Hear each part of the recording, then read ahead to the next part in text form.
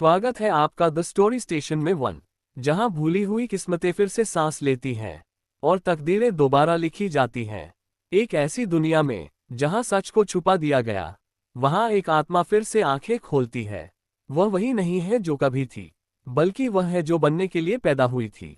ये सिर्फ पुनर्जन्म नहीं है, यह एक खोई हुई राजकुमारी की वापसी है। Reborn as the lost princess part 1। Let's start. Chapter 1। एक लड़की एक जगह पर लड़ रही थी। उसके सामने करीब 500 से ज्यादा काले कपड़े पहने बॉडीगार्ड थे और वो लड़का जिसका नाम परी था वो अकेली ही सबसे लड़ रही थी और आए घंटे के अंदर सबको मार दी। जब सारे लोग मारे जा चुके थे तब परी कहती है, हाश कितनी मेहनत लगती है इस लड़ाई में, पर सब के सब मेरे पीछे पड़े हैं। लेकिन मजा आ गया, इतने दिनों बाद लड़कर अब जाके हम अपनी कहानी पूरी करेंगे, देखेंगे कि वो क्या जवाब देती है अपने परिवार वालों को। हाय मेरी सोच कितना अच्छी, पर इन सब के चक्कर में पढ़ ही नहीं पाए। तभी उसकी पीठ पर गोली आकर लगती है। वो पीछे मुड़ती है तो एक आदमी ने उस पर गोली चलाई थी। परी कहते हैं, तू पीछे से हमला करेगा, अब देख मैं क्या करती हूँ। इतना कहकर अपने हाथ से एक कार्ड निकालकर उस पर चला देती है। इसी के साथ वो आदमी वहीं पर मर जाता है। तभी उसको खड़ी से आवाज आती है, पूरी मिशन समाप्त, अब आप यहाँ से जा सकती हो। परी कहती है, एक तो यहाँ पर कुछ नहीं दिख रहा, जाओ तो जाओ। कहा फिर आवाज आती है, पूरी आप घायल है और उस गोली में जहर था तो आप मरने वाली है। परी दर्द सकते हुए कहती है, थैंक्स बताने के लिए, तू नहीं बताता तो हमें पता कैसे चलता कि हम मरने वाले हैं। वैसे चलो, अगर हमारी मुलाकात फिर हुई तो तू मेरे लिए एक गर्लफ्रेंड जरूर ढूंढ देना। सिस्टम कहता है, आप लड़की हैं। परी कहती है, तो क्या करें, मरने वाले हैं, इतना ही तो कहा है। आखिर पूरी लाइफ तो सिंगल ही तो रहे हैं, आखिर अनाथ तो हैं, और लड़की इसलिए कहे हैं क्योंकि वो हमारे साथ घूमने तो जाएगी। सिस्टम कहता है, आप ये सब छोड़ बचने का उपाय करें एजेंट पुरी। परी कहती है, तू पूरी बनाने के खा जा पहले, उसके बाद बात करना, वैसे भी हम मरे तो शांति से। इतना कह जेब से नावेल निकालती है और कहती है, अब मत बोलना, जो करना हो करो, अगर बोला तो मरने से पहले तुझे खत्म कर देंगी, समझा। सिस्टम कुछ नहीं कहता। परी कहती है, वैसे मरने में कितना दर्द होता है, चलो पूरी नहीं तो लास्ट तो पढ़ ले। प्रिंसेस परी थी। इतना कह लास्ट पेज देखती है तो उसमें परिधि मर चुकी थी। परी कहती है, चलो तुम भी मर गई, हम भी। इतना कह उसकी सांसें रुकने लगती हैं। तभी उसके कानों में पैरों की आवाज आती है, पर वो आंखें खोलने के लायक नहीं थी। परी कहती है, सिस्टम किसी को पता ना चले, तू मेरे पास है। इतना कह सांसें थम जाती हैं। सिस्टम कहता, पर कैसे, आपके हाथ पर तो नजर जाएगी ही। तभी देखते हैं कुछ लोग बहुत नजदीक आ गए हैं। सिस्टम कहता है, सॉरी पर आपकी बाडी को जलाना होगा, साथ में मुझे भी। इतना कह परी की बाडी जलाने लगता है, उसके घड़ी से आग निकलने लगती है। तभी उसके नावेल में से एक सफेद कपड़े पहने एक लड़की निकलती है और कहती है, प्रिंसेस आपको हमारे साथ चलना होगा, अपना वादा पूरा करना ही होगा जो वर्षों पहले दिया था। इतना कह परी की आत्मा किताब में डाल देती है। वो किताब बहुत पुरानी लग रही थी, उसमें जंग लगी थी, फिर भी परी उसे पढ़ना चाहती थी। वो परछाई कहती है, हमने अपना वादा पूरा किया गुरुदेव, अब हमें आज्ञा दीजिए। इतना कह परछाई गायब हो जाती है। पार्ट 2। कहीं दूसरी दुनिया में हॉस्पिटल के बेड पर पड़ी लड़की आंखें खोलती है तो उसके सामने सफेद रंग की छत थी। तब वो अगल बगल देखती है तो उसे पता चलता है कि वो हॉस्पिटल में है। परी सोचती है कि उसे हॉस्पिटल में कौन छोड़ गया और उस जगह का पता किसे चला। तभी उसके सामने एक परछाई आती है जो सफेद रंग के कपड़े पहने थे। उसकी लंबी दाढ़ी और मूंछें थी। परी कहती है, आप कौन है, कहीं यमराज तो नहीं? हाय मेरी जिंदगी का क्या होगा? वो आदमी कहता है, परिधि हम तुम्हारे पिता हैं। परी कहती है, क्या झूठ बोल रहे हैं, मेरे पिता तो मुझे छोड़ भाग जा चुके हैं, आप कह रहे हो कि मेरे पिता हो? वो आदमी परी के सिर पर हाथ रखता है तो उसके सामने अजीब सी यादें चलने लगती है। अंत में वो एक गुफा में अपने प्राण त्याग देती है। वो आदमी हाथ हटा लेता है। परी कहती है, हम किसी जादुई दुनिया में हैं क्या? वो आदमी कहता, नहीं राजकुमारी परिधि, ये उसी दुनिया के जैसे हैं, पर आपके पास और कुछ लोग ऐसे हैं जिनके पास शक्तियां हैं जिन्हें तुम्हें ढूंढना होगा। परी कहती है, और ये काम हम क्यों करेंगे? वो आदमी जिसका नाम श्रीवेद था। श्रीवेद कहते हैं, बेटी तुम्हें अपना वचन याद है, उसे निभाने के लिए यहाँ पर बुलाया गया है। परी कहती है, ठीक है कर देंगे, पर ये किसका शरीर है?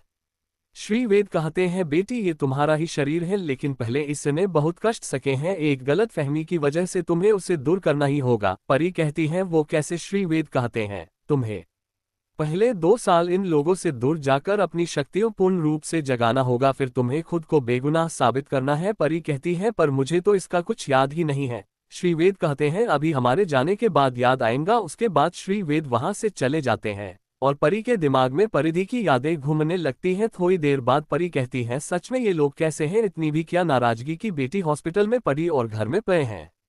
तभी कमरे में एक लेडी डॉक्टर आती है और परी को हाश में देख कहती है, आप ठीक हो गई, आप एक हफ्ते से कोमा में थी। परिधि कहती है, क्या सच में ब्यूटीफुल गर्ल? वैसे जाने दीजिए, आप कितनी सुंदर हैं, क्या आप हमसे बात करेगी?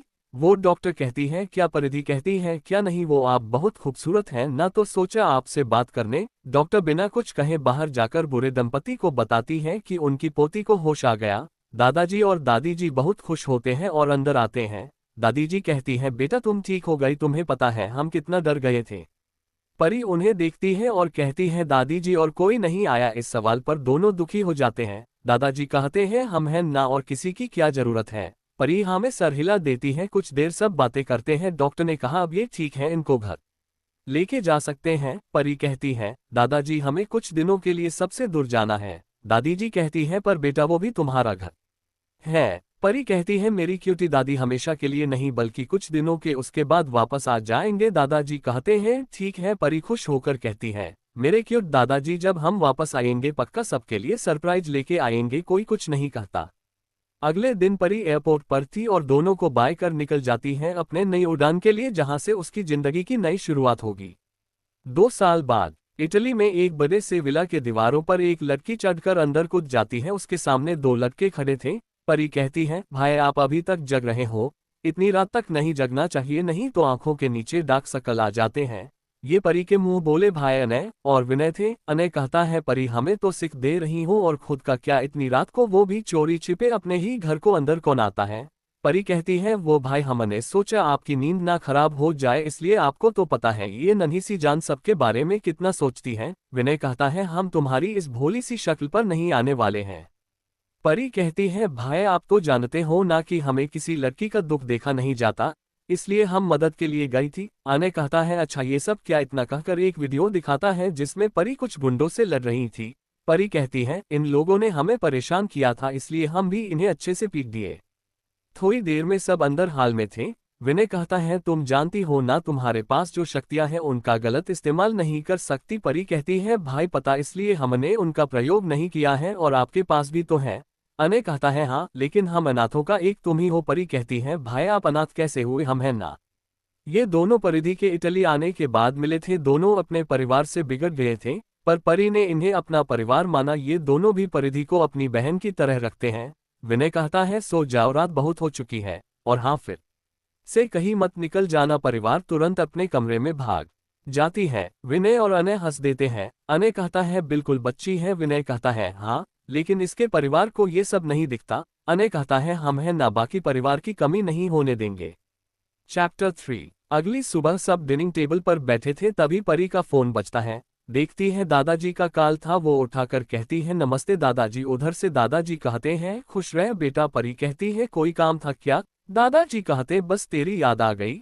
परी कहती है, हम तो अभी पिछले महीने ही तो मिले थे। तभी दादी जी कहती है, हम कब तक वहां आते रह गए, अब तू वापस आ जा और साथ में उन दोनों को भी लेके आना। परी कहती है, दादी माँ अगले हफ्ते आ रहे हैं। दादाजी कहते हैं, सच? परी कहती है, हाँ। दादी जी कहती है, अगले हफ्ते ही तो तेरा जन्मदिन है। परी कहती है, हाँ हम उस दिन ही आएंगे, और आप उन 5 परिवारों को भी बुलाइएगा। दादी जी कहती है, कोई नहीं आएगा, तुझे तो सब पता है ना। परी कहती है, दादी हमें सब पता है, उस दिन हम अपनी बेगुनाही का सबूत देंगे, इसलिए कह दीजिएगा कि आखिर बार वहां पर सब मौजूद रहे, उसके बाद हम किसी से कुछ नहीं मांगेगी। दादाजी कहते हैं, हम कोशिश करेंगे कि सब आ जाए। उसके कुछ समय बाद वो फोन रख देती है। अनय कहता है, तुम्हें उसी दिन क्यों सच्चाई बाहर लेकर आनी है? परिधि कहती है, उसी दिन कहानी शुरू हुई थी और उसी दिन हम खत्म भी करेंगे। विनय कहता है, हम तुम्हारे साथ हैं। परी कहती है, भाई वो आदमी पका गया था। अनय कहता है, हाँ वो इस समय इंडिया में हमारे आदमियों के हाथ लग चुका है। परी कहती है, उसको सजा हम खुद अपने हाथों देंगे। विनय कहता है, हम भी यही चाहते हैं। फिर सब अपने अपने काम पर लग जाते हैं। अगले दिन विनय उदास बैठकर एक कार्ड देख रहा था। परी कहती है, अनु भाई विनु भाई देवदास क्यों बैठे हैं? अनय कहता है, परी इसकी एक्स गर्लफ्रेंड की आज सगाई है। परी कहती है, तो इसमें दुखी होने वाली क्या बात है? अनय कहता है, ये उससे बहुत ज्यादा प्यार करता है और वो अपने परिवार के खिलाफ नहीं जा सकती, इसलिए वो सगाई कर रही है, जबकि वो लड़का बहुत लालची है। परी कहती है, सगाई कब है? अनय कहता है, आज शाम को। परी कहती है, हम भी इनवाइट है। अनय कहता है, हाँ ये वही कार्ड लेकर कब से घूर रहा है। परी कहती है, तब उस लड़के की जन्म कुंडली निकालिए। विनय कहता है, वो काम कब का करके बैठा है। पर बताने की हिम्मत इसकी नहीं है, कहीं वो लोग इसे ही गलत ना समझ लें। परी कहती है हम देखते हैं, आज हम भी चलेंगे। अनय कहता है सच में? परी हमें गर्दन हिला देती है। परी विनय के पास जाकर कहती है ऐसे घूरने से सगाई रुक नहीं जाने वाली। विनय कहता है तब क्या करें, आज वो हमसे दूर हो जाएगी। परी कहती है चलिए उसे सच्चाई बताते हैं। विनय कहता है उसके डैड नहीं मानेंगे। परी कहती है हम हैं ना, वो सब मानेंगे। फिर विनय को खींचते हुए कहती है जल्दी चलिए, तैयार होने, नहीं तो सगाई हो जाएगी, आप देवदास बनकर बैठे रहेंगे। अनय हंसता है। विनय जाके तैयार होने लगता है। शाम को सब एक साथ निकलते हैं और सही टाइम पर पहुंच जाते हैं। लड़की के पिता वंशराज जिंदल और भाई अंशराज जिंदल उनका स्वागत करते हैं। मिस्टर जिंदल कहते हैं मिस मित्तल आपका स्वागत है, हमें नहीं लगा था कि आप हमारे पार्टी में आएगी। परिधि चेहरे पर मास्क लगाए हुए थी। वो कहती है हम क्यों नहीं आते, आखिर हमें आना ही था, आपने जो इतने प्यार से बुलाया था। फिर तीनों अंदर जाते हैं। परी आराम से चेयर पर बैठ जूस पी रही थी। अनय कहता है काम हो गया है। परी कहती है तब चलो तमाशा देखते हैं। लड़का और लड़की विशाखा जिंदल स्टेज पर जाते हैं। दोनों एक दूसरे को अंगूठी पहनाने वाले होते हैं कि उनके पीछे वीडियो चलने लगती है जिसमें लड़का कहता है एक बार शादी हो जाए उनकी प्रॉपर्टी अपने नाम करके उन लोगों को रास्ते से हटा देंगे। फिर बदलकर कुछ फोटो दिखने लगती है जिसमें लड़का अलग अलग लड़कियों के साथ था। सब मेहमान आपस में बातें करने लगते हैं। विशाखा सर नीचे किए खड़ी थी। वंशराज जिंदल कहते हैं क्या हुआ मिस्टर शर्मा, यही है आपका संस्कारी लड़का? आपने तो कहा था कि आपका लड़का किसी लड़की की तरफ आंख उठाकर नहीं देखता। वो लड़का कहता है अंकल ये सब झूठ है, मैंने ये सब कुछ नहीं किया है। मिस्टर शर्मा कहते हैं हाँ मेरा बेटा सही कह रहा है, वो तो बहुत सीधा है, ऐसा कुछ नहीं कर सकता, कोई जरूर हमसे दुश्मनी निकाल रहा है। तभी परी कहती है अरे अरे मिस्टर शर्मा मान लिए ये सब झूठ है, पर मेरे पास इससे भी बड़े सबूत हैं, साथ में वो लड़कियां भी हैं जिनकी जिंदगी आपके बेटे ने बर्बाद की है। ये सुन तीनों डर जाते हैं क्योंकि वो लोग परी को पहचान गए थे।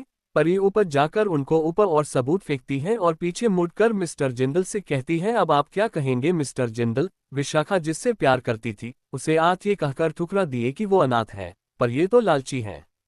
कम से कम उसके साथ आपकी बेटी खुश तो होती, पर इसके साथ तो आपकी बेटी जीते जी मर जाएंगी। मिस्टर जिंदल सर झुका लेते हैं। वहीं अंश गार्ड को उन तीनों को ले जाने को कहता है। परी विशाखा से कहती है इनके लिए तुमने अपने प्यार को कुर्बान किया था जो अपने ही हाथों से तुम्हारी जिंदगी बर्बाद कर रहे हैं। अंश कहता है ये आप क्या कह रही हैं? परी कहती है मिस्टर जिंदल हम सही कह रहे हैं, आपके पिता ने मेरे भाई को अनाथ कह ठुकरा दिया था, पर उसके पास जो भी है खुद की कमाई का है, ना कि किसी के लुटे हुए पैसे। फिर विशाखा से कहती है अगर तुम चाहे तो हम खुद तुम्हारी सगाई अपने भाई से करवा देंगे। चैप्टर 4 तुम्हें और किसी की चिंता करने की जरूरत नहीं है। अगर कभी भाई ने गलती से भी तुम्हें धोखा दिया तो हम तुम्हारे साथ खड़े रहेंगे और तुम्हारी देखभाल हम करेंगे और भाई को रजा भी देंगे, ये मेरा वादा है। विशाखा कहती है पर डैड, परी कहती है उनकी चिंता तुम मत करो। वंशराज जिंदल कहते हैं बेटा आज हमें एहसास हो गया है, आज हम तुम्हारी शादी विनय से करवाने को तैयार हैं। ये सुन विशाखा और विनय दोनों खुश हो जाते हैं। थोड़ी देर में उनकी सगाई हो जाती है। परी आराम से बैठकर उनको देख रही थी। तभी अंश आकर कहता है आप वहां पर क्यों नहीं है? परी कहती है मेरा काम खत्म हो चुका है, तो हम वहां पर क्या करेंगे? अंश कहता है वैसे हम अब रिश्तेदार हैं तो अब भी अपना चेहरा नहीं दिखाएगी। परी कहती है मेरे चेहरे के पीछे कई राज छुपे हैं, वो सही टाइम पर ही बाहर आए तो सबके लिए बया होगा। अंश कहता है आपकी बातें हमारी समझ में नहीं आ रही। परी कहती है आएगी भी नहीं। तभी अन्य कहता है छोटी चले। परी कहती है भाई चलिए, सब लोग वहां से चले जाते हैं। अंश बस देखता रह जाता है। मिस्टर जिंदल कहते हैं क्या हुआ? अंश कहता है डैड ये कुछ पहचानी सी लगी। मिस्टर जिंदल कहते हैं हम कहाँ उनको जानते हैं, आज पहली बार ही तो मिले हैं। अंश कहता है मेरा वहम होगा। कुछ दिनों के बाद परी का जैद इंडिया लैंड होता है। परी कहती है हम वापस आ गए। अनय कहता है कब मित्तल हाउस चलना है? परी कहती है ऐसे ही थोड़ी ना जाएंगे, थोड़े धमाके के साथ हमारी एंट्री होगी, सब देखते रह जाएंगे। विनय कहता है कहीं सबको झटका ना लग जाए। परी कहती है आपको तो हमारा मजाक उड़ाना ही होता है। अन्य कहता है कोई मजाक नहीं उड़ा रहा। परी कहती है तब तो ठीक है, नहीं तो विशाखा से आपकी शिकायत करते। विनय कहता है तुम नहीं सुधरने वाली। परी कहती है हम सुधरेंगे भी नहीं।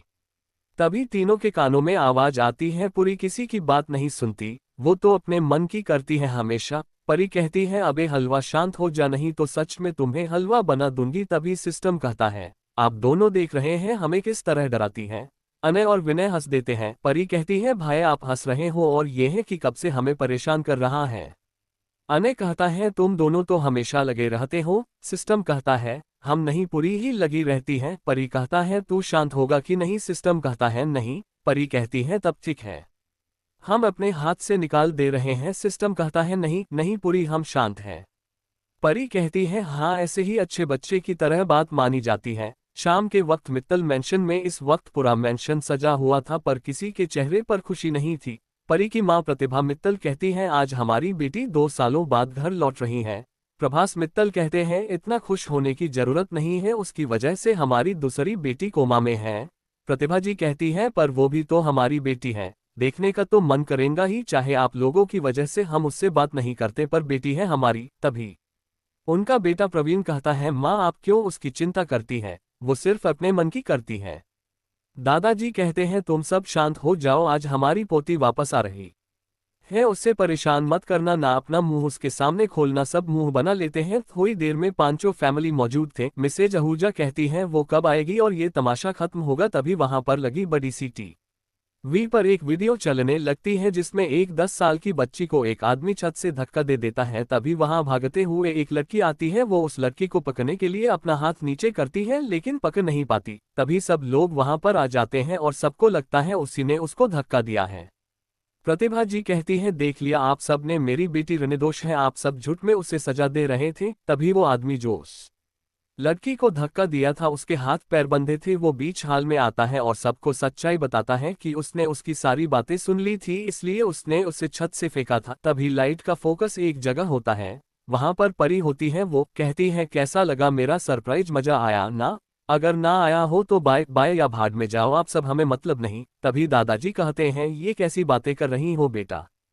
परी दादाजी और दादी जी के पैर छुपी है और कहती है जो इन लोगों ने हमारे साथ किया है वही बताए हैं, आज हमें इन लोगों में से किसी से कोई मतलब नहीं है। तभी अनय और विनय आते हैं। परी दोनों को दादाजी और दादी जी से मिलवाती है और कहती है ये ही मेरे परिवार है। इतना कह उन दोनों को उनका कमरा बताती है और बिना किसी पर ध्यान दिए अपने कमरे में चली जाती है। दादाजी कहते हैं अब आप सबको संतोष हो गया ना, आज उसका जन्मदिन था लेकिन वो भी नहीं मनाए और उसने सबसे अपना रिश्ता खत्म भी कर लिया है। दादी जी कहती है हमने कहा था वो ऐसा कुछ नहीं कर सकती, पर आप सबने विश्वास ही नहीं किया। प्रभास जी कहते हैं माँ हमें जो दिखा हमने उसी पर विश्वास किया, इसमें हमारी गलती नहीं है। दादाजी कहते हैं गलती तो उसकी भी नहीं थी जो 10 सालों से उसे सजा मिली। प्रवीण कहता है हम उसे मना लेंगे। दादाजी कहते हैं शायद ऐसा ही हो। मिसेज आहूजा कहती है हमने उसे कितना गलत समझा, पर इसमें तो वो बेकसूर निकली। चैप्टर 5 मिस्टर आहूजा कहते हैं बेचारी ने बिना गलती की सजा भागती है, सब उससे कितनी नफरत कर रहे थे जबकि उसकी कोई गलती ही नहीं थी। इनकी सोच वहां पर सबकी थी, अब सबको परी के लिए बुरा लग रहा था। इधर अपने कमरे में परिधि कहती है मैं थोड़ा जल्दी नहीं आ गई, हमें वहां का तमाशा देखना था। हाश पर यहाँ पर नहीं आती तो सब हमें परेशान करते। चलो अब मैं बेकसूर साबित हो गई, अब कोई हमें परेशान नहीं करेगा। उस परिधि के जैसे वैसे मजा आ गया, बिना केक के बर्थडे मन गया। फिर परी कहती है अरे यार मैं तो भूल गई शक्तियों के बारे में, अब मैं देखूंगी कि हाल में क्या हो रहा है। इतना कह अपना हाथ हिलाती है और हवा में नीचे हाल का सीन चलने लगता है। परी अपने सूटकेस से चिप्स निकालकर नीचे का नजारा देखने लगती है। तभी उसकी नजर विशाखा पर पड़ती है। वो कहती है आप भाभी भी यहीं पर हैं, तब तो मजा आएगा, आज कितनी खूबसूरत है। तभी तो विनय भाई का दिल आ गया। तभी उसके कानों में आवाज पती है ये यहाँ पर मजे से नीचे का हाल देख रही हैं और हम परेशान हो रहे थे कि इसे दुख पहुंचा है, कहीं कुछ कर ना ले। ये अनय और विनय थे। परी कहती है भाई अब हमें उनके कुछ कहने या ना कहने से फर्क नहीं पड़ता, आप जानते हो ना हम कौन हैं। अनय उसके पास बैठते हुए कहता है हमें पता है राजकुमारी परिधि, आपकी सच्चाई हमें पता है, फिर भी वो तुम्हारे परिवार वाले हैं। परी कहती है वैसे भी दुखी उन लोगों को होना चाहिए ना कि हमें, उन्होंने गलत हमारे साथ किया है, हमने नहीं किसी के साथ गलत किया है। विनय कहता है हमें पता है, पर क्या तुम उनको माफ कर दोगी? परी कहती है इतनी जल्दी नहीं, अभी तो हमें बहुत मजा आ रहा है। अनय कहता है और जिस काम के लिए आए हैं उसका क्या? परी कहती है पहले आशी को ठीक करना होगा, चौथी साथी वही है। अनय कहता है ये तुम्हें कैसे पता? परी कहती है हमें पिताश्री ने बताया था, जैसे आप लोगों के बारे में बताया। दोनों उसके सर पर हाथ रखकर कहते हैं अपना दुख हमसे नहीं छिपा सकती, कितना भी मुस्कुरा लो, पर हमें पता है तुम्हें उन लोगों से कितना दुख मिला है। परी कहती है इसलिए तो वो लोग भी मेहनत करेंगे और हमारी मदद आप लोग करोगे। अनय कहता है हम इसमें कोई मदद नहीं करेंगे। परी रोते हुए कहती है इस नन्ही सी बच्ची की कोई नहीं सुनता, अगर हम आप सबसे बड़े होते और हम गरीब नहीं होते तो आप हमारी बात मान लेते, लेकिन हम गरीब हैं ना, इसलिए आप सब हमारी बात नहीं सुनते। इतना कह जोर से रोने लगती है। वहीं बाहर खड़े दादाजी और दादी जी परेशान होकर जल्दी अंदर आते हैं। अनय उनको देखकर वो दृश्य गायब कर देता है। दादी जी कहती है बेटा क्या हुआ, आप रो क्यों रहे हो? दादाजी कहते हैं जरूर इसको उन लोगों की बातों का बुरा लगा होगा। दोनों परी के लिए परेशान हो जाते हैं। परी रोना छोड़ उनको देखने लगती है। अनय और विनय कहते हैं इसके नाटक के चक्कर में बेचारे ये लोग परेशान हो गए। परी कहती है आप दोनों क्यों परेशान हो रहे हो? दादाजी कहते हैं बेटा तुम रो रही थी। परी कहती है वो तो हम। अनय कहता है दादाजी वो इसलिए रो रही थी कि हाँ इससे दुख पहुंचा है, इसकी गलती ना होते हुए भी सब लोग इसे गलत समझे। दादी जी कहते हैं इसलिए रो रही थी। परी असमंजस में कहती है हाँ हम इसलिए रो रहे थे। दादी जी कहती है चिंता मत करो, वो लोग माफी भी मांगे तो इतनी जल्दी माफ मत करना, उन लोगों भी पता चले क्या गलती की है, क्योंकि हमने देखा है तुम्हें उन लोगों के प्यार के लिए तरसते हुए, इसलिए वो लोग भी तुम्हारे लिए तरसे। परी कहती है पर भाई नहीं मानेंगे और तिरछी नजरों से दोनों को देखने लगते हैं। दादाजी कहते हैं कैसे नहीं मानेंगे, हम हैं ना इनकी इतनी हिम्मत कहा कि ये हमारे खिलाफ जाए है ना। अनय और विनय हमें सर हिला देते हैं। परी खुश हो जाती है, कहती है हम ऐसा ही करेंगे, आप लोग कितने अच्छे हो। अनय कहता है अब ज्यादा मस्का मत लगा। परी कहती है हमारे हाथ में मस्का नहीं है जो लगाएंगे। विनय कहता है तुम बस शांत रहो। दादी जी कहती है क्यों दोनों बेचारी को परेशान कर रहे हो? परी कहती है हाँ ये दोनों ही हमें परेशान करते हैं, हम तो भोली हैं, ऊपर से हमारे पास इतना पैसा भी नहीं है कि हम किसी को परेशान कर सकें। दादाजी कहते हैं तुम्हारा बिजनेस तो अच्छा खासा चल रहा है, ऊपर से तुम्हें डॉक्टर का सर्टिफिकेट भी मिल गया है, तुम सबका इलाज भी कर सकती हो, फिर पैसे कैसे खत्म हो गए? अनय कहता है दादी इसकी यही आदत है, इसका बिजनेस जल्द ही नाइक पर पहुंचने की कगार पर है और ये कहती है इसके पास पैसे नहीं है। परी कहती है कहाँ पैसे हैं, इतना कह हाथ दिखा देती है। विनय कहता है ठीक है तुम्हारा गोल्डन कार्ड मेरा। परी कहती है नहीं उसे हमने बड़ी मेहनत से हासिल किया है, उसे नहीं दे सकते। दादाजी कहते हैं सच में तुम्हारा कुछ नहीं हो सकता।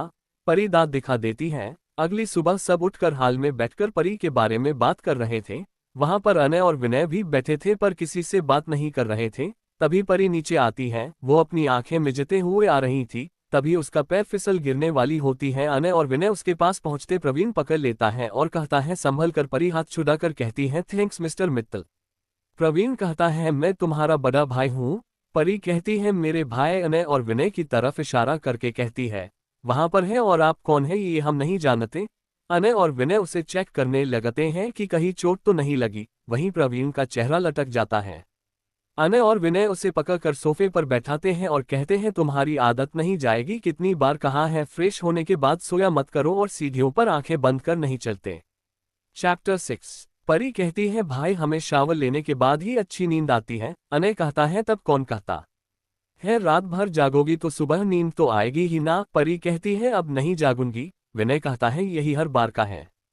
तरी रोनी सी सूरत बनाकर कहती है आप दोनों हमें डांट रहे हो। दादाजी कहते हैं कोई तुम्हें डांटना? परी खुश होकर कहती है सच्ची? दादी जी कहती है हाँ। सब लोग हैरान रह जाते हैं कि अभी रोने वाली थी कि अब हंसने लगती है। प्रतिभा जी कहते हैं परी बेटा तुम्हें कहीं लगी तो नहीं? परी कोई जवाब नहीं देती। अन्य कहता है नहीं आंटी ये ठीक है। तभी एक सर्वेंट जूस उनके आगे कर देता है। परी तुरंत ले लेती है। अन्य और विनय मना कर देते हैं। परी कहती है आपने मना क्यों किया, फ्री में मिल रहा है ले लीजिए, वैसे भी हम लोग गरीब जो ठहरे। प्रभास जी कहते हैं क्या तुम्हारे पैसे खत्म हो चुका है? प्रवीण कहता है हम खुद तुम्हारे अकाउंट में पैसे डलवाने थे। दादाजी कहते हैं उसने इन 2 सालों में तुम्हारे पैसे छुए तक नहीं है। ये सुन सब हैरान रह जाते हैं। प्रभास जी कहते हैं तब ये 2 सालों तक रही कैसे? अन्य परी से कहता है हम गरीब नहीं है। परी कहती है पर हम तो हैं ना, हमें अपने पैसे खर्च नहीं करने। विनय कहता है सच में? परी कहती है तब क्या पैसे बहुत मेहनत से कमाते हैं, उन्हें बेफालतू का खर्च कैसे करें? अनय कहता है तब श्री वेद क्या है? परी कहती है वो तो कुछ नहीं है। सब उनकी बातें सुन रहे थे। दादाजी कहते हैं वैसे श्री वेद कैसा चल रहा है? परी कहती है वो तो बिल्कुल ठीक है। प्रतिभा जी कहती है ये श्री वेद क्या है, कोई कुछ नहीं कहता। प्रवीण जी कहते हैं आप सब चुप क्यों हो गए? परी कहती है क्योंकि बेफालतू सवालों के जवाब हम लोगों के पास नहीं है, इसलिए किसी ने नहीं दिया है। तभी एक सर्वेंट बताता है जिंदल फैमिली आई हुई है। परी कहती है वह आज भाभी से मिलेंगे। विनय कहता है सच में? परी मुस्कुरा देती है।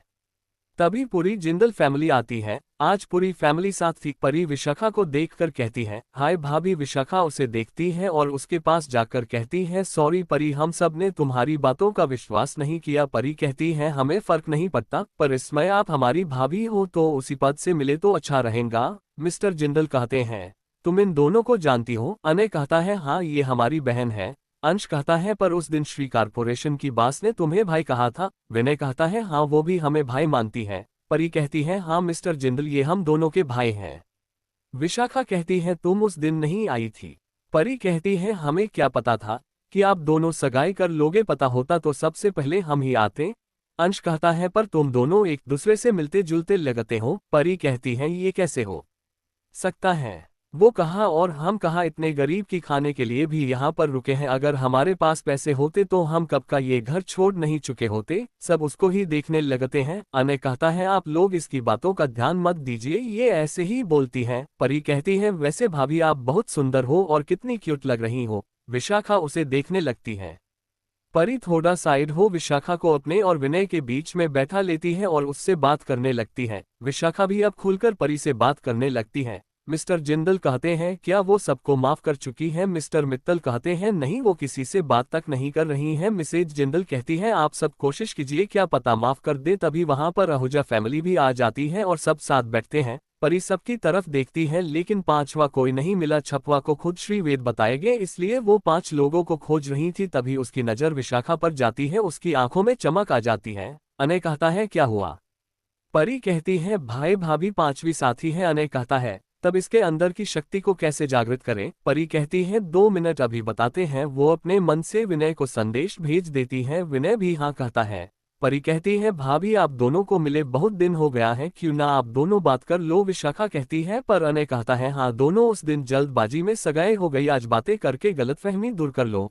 सब तैयार हो जाते हैं और दोनों बाहर चले जाते हैं। परी कहती है ये काम तो हो गया, अब आशी को ठीक करना है। अनय कहता है वो कैसे होगा? परी कहती है रात में सबसे छुपकर ये काम करना होगा। अनय हाँ में सर हिला देती है। मिस्टर आहूजा की बेटी माया कहती है वैसे परिधि तुम इतने साल कहाँ थी और जब आई तो पूरे सबूत के साथ? परी कहती है हम सबूत ही ढूंढने गए थे, जब मिल गया तब हम वापस आ गए। तुम्हें कोई परेशानी हो रही है क्या? माया कहती है हमें क्या परेशानी होगी। मनु परी को देखकर कहता है परिधि हम सबको भी माफ कर दो, हम सब भी तुम्हें गलत समझे। मिस्टर और मिसेज आहूजा और जिंदल फैमिली भी माफी मांगती है। परी कहती है यहाँ कोई माफी मांगने का सिलसिला चल रहा है, जब आप सब मेरे अपने हो ही नहीं तब विश्वास करो या ना करो हमें फर्क नहीं पड़ता।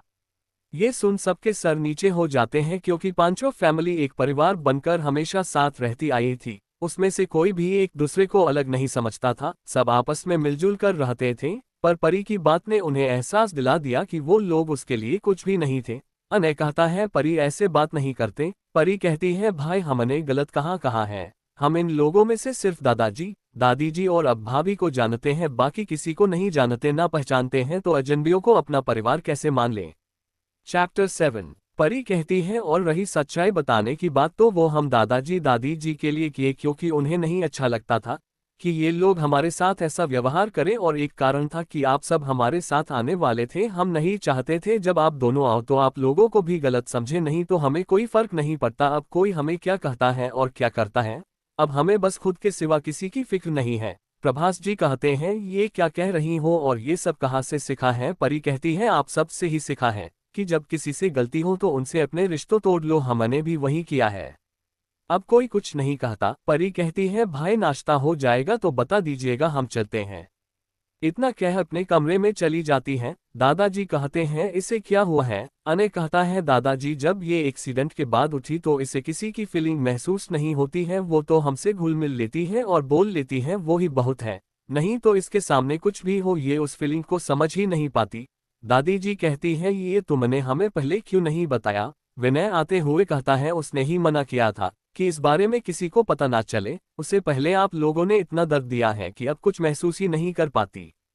प्रतिभा जी कहती है वो जो हंसकर बात कर रही थी अने कहता है सब उसका खुश होने का नाटक है। सब ये सुन हैरान हो जाते हैं। दादाजी कहते हैं इसका कोई इलाज। विनय कहता है हमने बहुत कोशिश की पर कुछ नहीं हुआ, बस कुछ कुछ समझने लगी है। अंश कहता है ये सब कैसे हुआ? दादाजी सबको बताते हैं कि जब सब लोग उससे गुस्सा थे तब वो सीढ़ियों से गिर गई थी और किसी ने उस पर ध्यान नहीं दिया, तब वो दोनों ही उसे हॉस्पिटल ले गए। उसके बाद वो कोमा में चली गई, फिर एक हफ्ते बाद अचानक होश आया और वो इटली चली गई, लेकिन किसी को सच्चाई नहीं बताई। प्रतिभा जी प्रभास जी से कहती हूँ ये सिर्फ आपकी वजह से हुआ है, हमने कितनी बार कहा है उस पर भी ध्यान देने दीजिए, पर नहीं, आपको तो उसकी कोई फिक्र ही नहीं थी। अब उसके साथ इतना कुछ हो गया, इतना कह रोने लगती है। प्रभास जी उनके कंधे पर हाथ रख शांत करवाने लगते हैं तो प्रतिभा जी हाथ झटक देती है और कहती है आम बाप खुश हो गए होगे, बाप बेटे को तो खुशी मिल गई होगी। हमारी एक बेटी कोमा में है और दूसरी सामने रहते हुए भी ना के बराबर है। दादी जी कहती है ये तुम सबकी गलती है। इधर कमरे में परी आराम से घूम रही थी और कहती है इनका ड्रामा कब खत्म होगा, हमें भूख लगी है। फिर कुछ सोचकर नीचे आती है, देखती है सब उसे देख रहे हैं। वो कहती है क्या मैं बंदर के जैसी दिख रही हूं कि सब हमें ही देख रहे हों? अने कहता है नहीं बस वैसे ही। परी किचन की तरफ चली जाती है, वहां पर सर्वेंट भी उसे देखने लगते हैं। वो सबको इग्नोर कर अपने लिए कुछ बनाने लगती है। जल्दी से आलू की पूरी और सब्जी बना लेती है और 4 प्लेट में निकालती है और सर्वेंट को अनय, विनय और विशाखा को देने को कहती है और अपना प्लेट लेकर सोफे पर आराम से बैठ खाने लगती है। वो बिना किसी पर ध्यान दिए अपना खाना खा रही थी, तभी उसे प्यास लगती है तो धीरे से जो दूर गिलास थी जादू से अपने पास कर लेती है। अनय ऐसा करते हुए देख लेता है और उसे घुरता है। परी कहती है सॉरी भाई, वो ज्यादा प्यास लगी थी। अनय नामे सर हिला देता है। प्रतिभा जी कहती है अगर भूख लगी थी तो बता देती। परी कहती है वो क्यों हम बताते, आप हमसे पैसे मांगती तो हमारे पास पैसे थोड़ी ना है देने के लिए। विनय कहता है ये अपना काम खुद करती है या हम करते हैं? मिसेज जिंदल कहती है तुम्हें खाना बनाना भी आता है? परी कहती है वो तो बचपन से हम खुद अपने लिए बताते थे।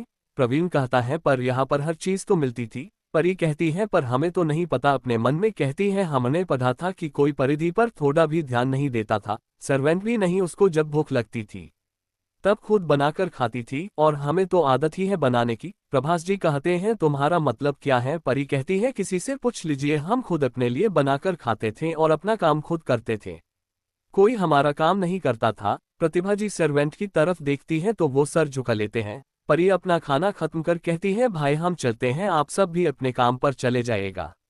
इतना कह दादाजी और दादी को बाय बोल निकल जाती है। सब उसे देखते रह जाते हैं।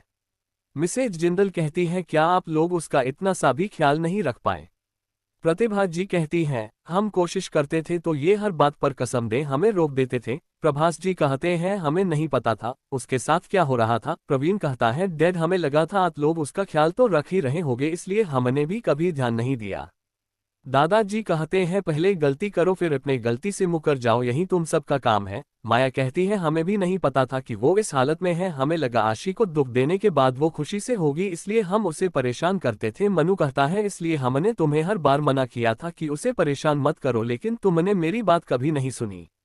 चैप्टर 8। माया अपना सर नीचे कर लेती है। मिसेज आहूजा कहती है अब पछताने से क्या होगा, अब सिर्फ उसे खुशियां दे सकते हैं, शायद वो ठीक हो जाए। विशाखा कहती है हो सकता है पर लगे नहीं लगता कि वो इतनी जल्दी ठीक हो पाएंगे। अंश कहता है ऐसा क्यों? आशी कहती है विनय ने हमें उसके बारे में सब कुछ बता दिया है, वो सिर्फ इन लोगों के साथ कुछ नॉर्मल हो पाती है, बाकी किसी के साथ नहीं। इधर परी ऑफिस में पहुंच चुकी थी, वो अपना काम करने लगती है और अपने असिस्टेंट को बुलाकर कहती है सब काम अच्छे से होना चाहिए, इस साल हमें ही न एक पर आना है। असिस्टेंट कहता है मैम सब बहुत मेहनत कर रहे हैं हमारी कंपनी को ऊपर करने में, साथ ही इतना अच्छा बोनस भी उनको कहीं नहीं मिलता, इसलिए सब और मन लगाते हैं।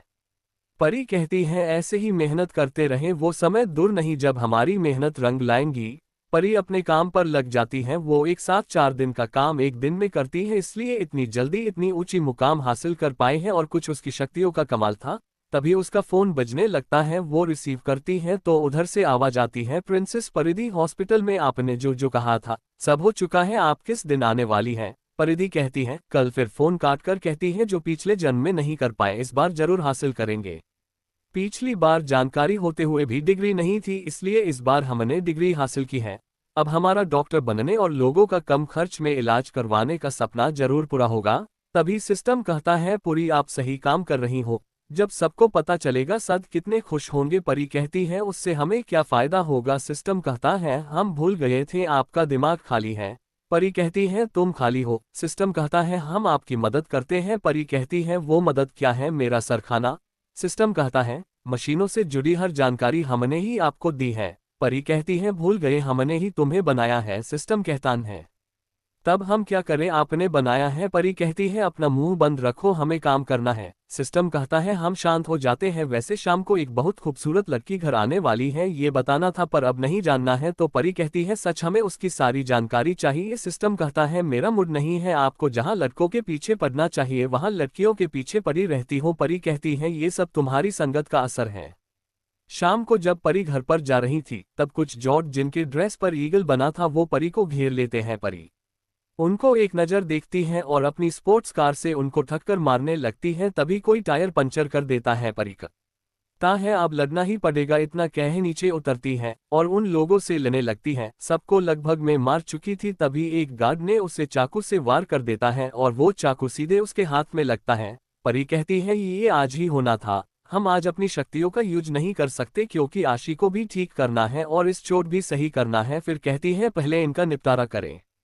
कुछ देर में सबको मार देती है और किसी को कॉल कर सब साफ करने को कहती है। फिर दूसरी गाड़ी में बैठ जाती है। अंदर बैठकर अपने चोट को देखती है जो बहुत गहरा था और उसमें से बहुत ज्यादा खून भी बह रहा था। वो फर्स्ट एड की ड्राइवर से मांग करती है, तब उसका खून रुकता है और कहती है चलो ये हो गया और घर जाकर उसे ठीक कर खुद का इलाज करेंगे। वो मेंशन पहुंच अंदर जाती है। अन्य और विनय कहते हैं तुम्हें चोट तो नहीं लगी? परी कहती है हम बिल्कुल ठीक है, पर उसका चेहरा पूरा पीला पड़ चुका था। अनय कहता है पर तुम्हारा चेहरा पीला पड़ा है। परी कहती है वो काम ज्यादा था। दोनों एक दूसरे को इशारा करते हैं और आगे कुछ नहीं करते। विनय कहता है चलो बैठो, हमें बात करनी है। परी संभालते हुए उनके पास बैठ जाती है। देखती है कुछ मेहमान आए थे पर किसी से कुछ नहीं कहती।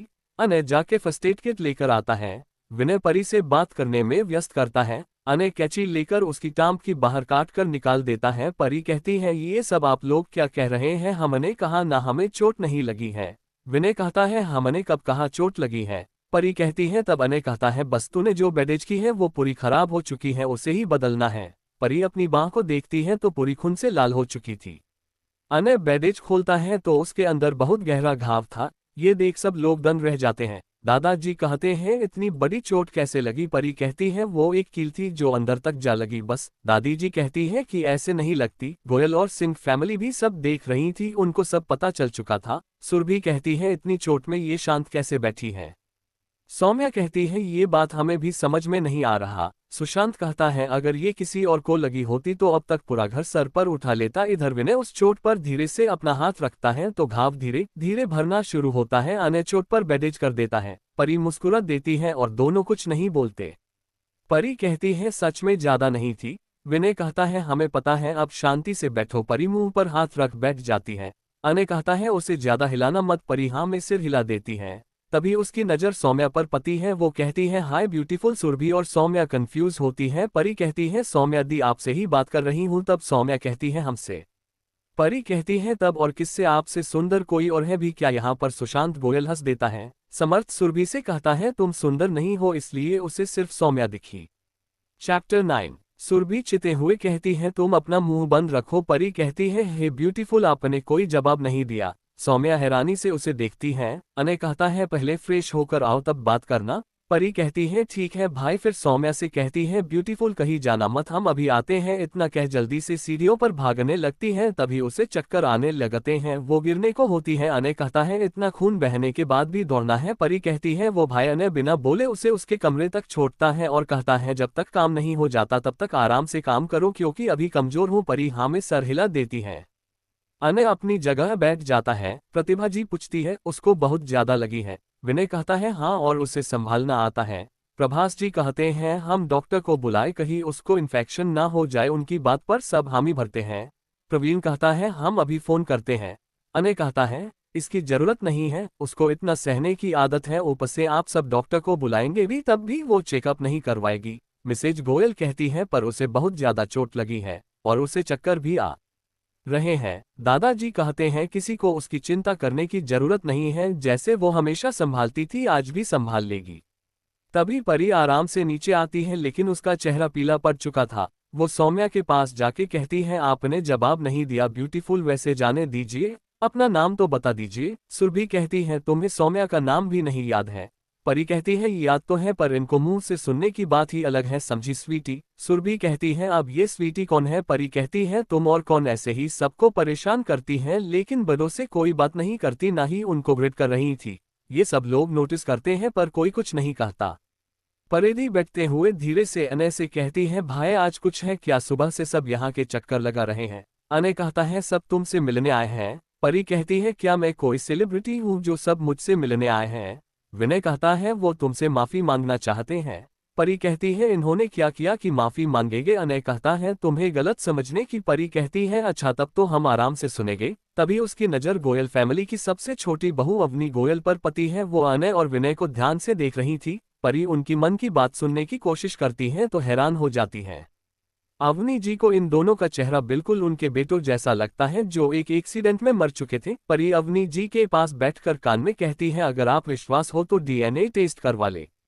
अवनी जी चौंक जाती है। परी कहती है आग कब से भाइयों को घूर रही थी तो हमें लगा इस उम्र में वैसे देखेंगी नहीं, इसलिए अपना बेटा ही नजर आ रहा होगा, इसलिए डीएनए टेस्ट करवाकर चेक करवा लीजिए। मिसेज गोयल कहती है पर वो तो अब इस दुनिया में नहीं रहे। परी कहती है हम तो इनको देखकर कहा अगर मन नहीं हो तो कोई बात नहीं, लेकिन उनके बाल को धीरे से अपने हाथ पर डाल देती है। वहां से उठकर अनय के पास बैठकर उसके बाल भी लेकिन वैसा ही करती है। अनय कहता है क्या हुआ? परी कहती है कुछ नहीं भाई, उनको आप दोनों में उनका बेटा दिख रहा था तो हमने कहा चेक करवा ले। विनय कहता है तुम ज्यादा सोच रही हो। तभी सिस्टम कहता है 99% मैच। ये आवाज सुन सब इधर उधर देखने लगते हैं। परी कहती है चुप कर जा तू, सिस्टम कुछ नहीं कहता। विनय कहता है तुमने कुछ किया है? परी हमें सर हिलाकर कहती है नहीं हमने कुछ नहीं किया। अनय कहता है बोलो। परी धीरे से अपना हाथ आगे करती है। उसके घड़ी में डीएनए रिपोर्ट थी जो पॉजिटिव थी। अनय और विनय शौक से परी को देखते हैं। अनय कहता है ये तुमने कब किया? परी कहती है हम उनकी मन की बात सुन बस चेक कर रहे थे, लेकिन ये तो दोनों अवनी की तरफ देखते हैं तो वो भी इनकी तरफ देख रही थी। समर्थ कहता है ये कैसी आवाज थी? सुशांत भी कहता है हाँ ये कैसी आवाज है? परी कहती है वो कुछ नहीं, मेरी घड़ी की उसे में ऐसा सिस्टम है जो किसी का भी डीएनए निकाल सकता है। सुशांत कहता है पर ये तुम्हें कहाँ मिला था? परी कहती है गलती से किसी ने हमें दिया था और तब से वो नहीं मिला, हमारे पास है। सौम्या कहती है किसका डीएनए निकाल? जो उसने कहा था। परी कहती है आंटी और भाई का। सब हैरानी से उसे देखते हैं। अवनी जी बेचैनी से कहती है क्या जवाब आया? परी सर नीचे कर बैठी थी और दोनों भी कुछ नहीं बोल रहे थे। अवनी जी उदास हो जाती है। परी अपना हाथ उनके सामने कर देती है क्योंकि सब आमने सामने बैठे थे। अवनी जी उसका हाथ पकड़ देखती है तो हैरानी से उसकी तरफ देखती है। परी कहती है यही सच है।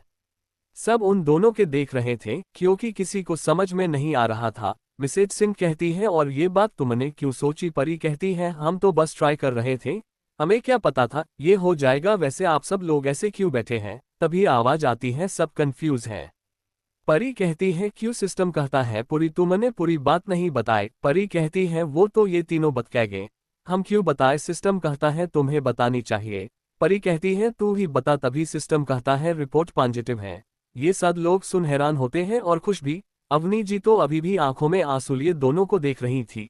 परी तीनों को देख रही थी। परी कहती है क्या हुआ? चैप्टर 10। परी कहती है आप सब एक दूसरे को ऐसे क्यों देख रहे हो? प्रतिभा जी कहती है वो एक दूसरे से मिल रहे हैं। अवनी जी उठकर दोनों को गले लगा रोने लगती है। अनय और विनय भी अपने परिवार को पाकर खुश थे क्योंकि 7 साल की उम्र में उनसे अलग हो गए थे और धीरे धीरे इतनी परेशानियां झेली कि परिवार की यादें ही उनके दिमाग में नहीं थी, इसलिए वो भी उनसे मिल रहे थे। परी एक किनारे जाकर उन्हें देख रही थी पर ज्यादा उसे समझ में नहीं आ रहा था, इसलिए शांत थी। तभी उसके सर पर हाथ महसूस होता है। वो देखती है तो मिसेज सिंह थी जो कहती है बेटा हमने तुम्हें गलत समझा पर तुमने हम सबकी खुशियां वापस कर रही हो। तुम्हें इतना कुछ सबने कहा फिर भी सबकी मदद करती हो, इतना कह हाथ हटा लेती है। परी लगातार उनके हाथ को देख रही थी जो सर पर था क्योंकि पिछली जिंदगी में किसी ने उसके सर पर प्यार से हाथ नहीं धरा था, इसलिए उसे समझ में नहीं आया कैसे रिएक्ट किया, इसलिए बस मुस्कुरा दी। मिसेज सिंह कहती है क्या हुआ, ऐसे क्यों देख रही हो? परी अपनी नजरें हटा लेती है जो आंखों में आंसू आने वाले थे, उन्हें रोककर कहती है कुछ नहीं, आपने हमारे सर पर हाथ रखा था, बस वही देख रहे थे, इतना कह वहां से दूर जाकर बैठ जाती है। मिसेज सिंह को थोड़ा अजीब तो लगता है पर उन्हें पता था कि उसे जल्दी कुछ महसूस नहीं होता, इसलिए ज्यादा ध्यान नहीं दिया।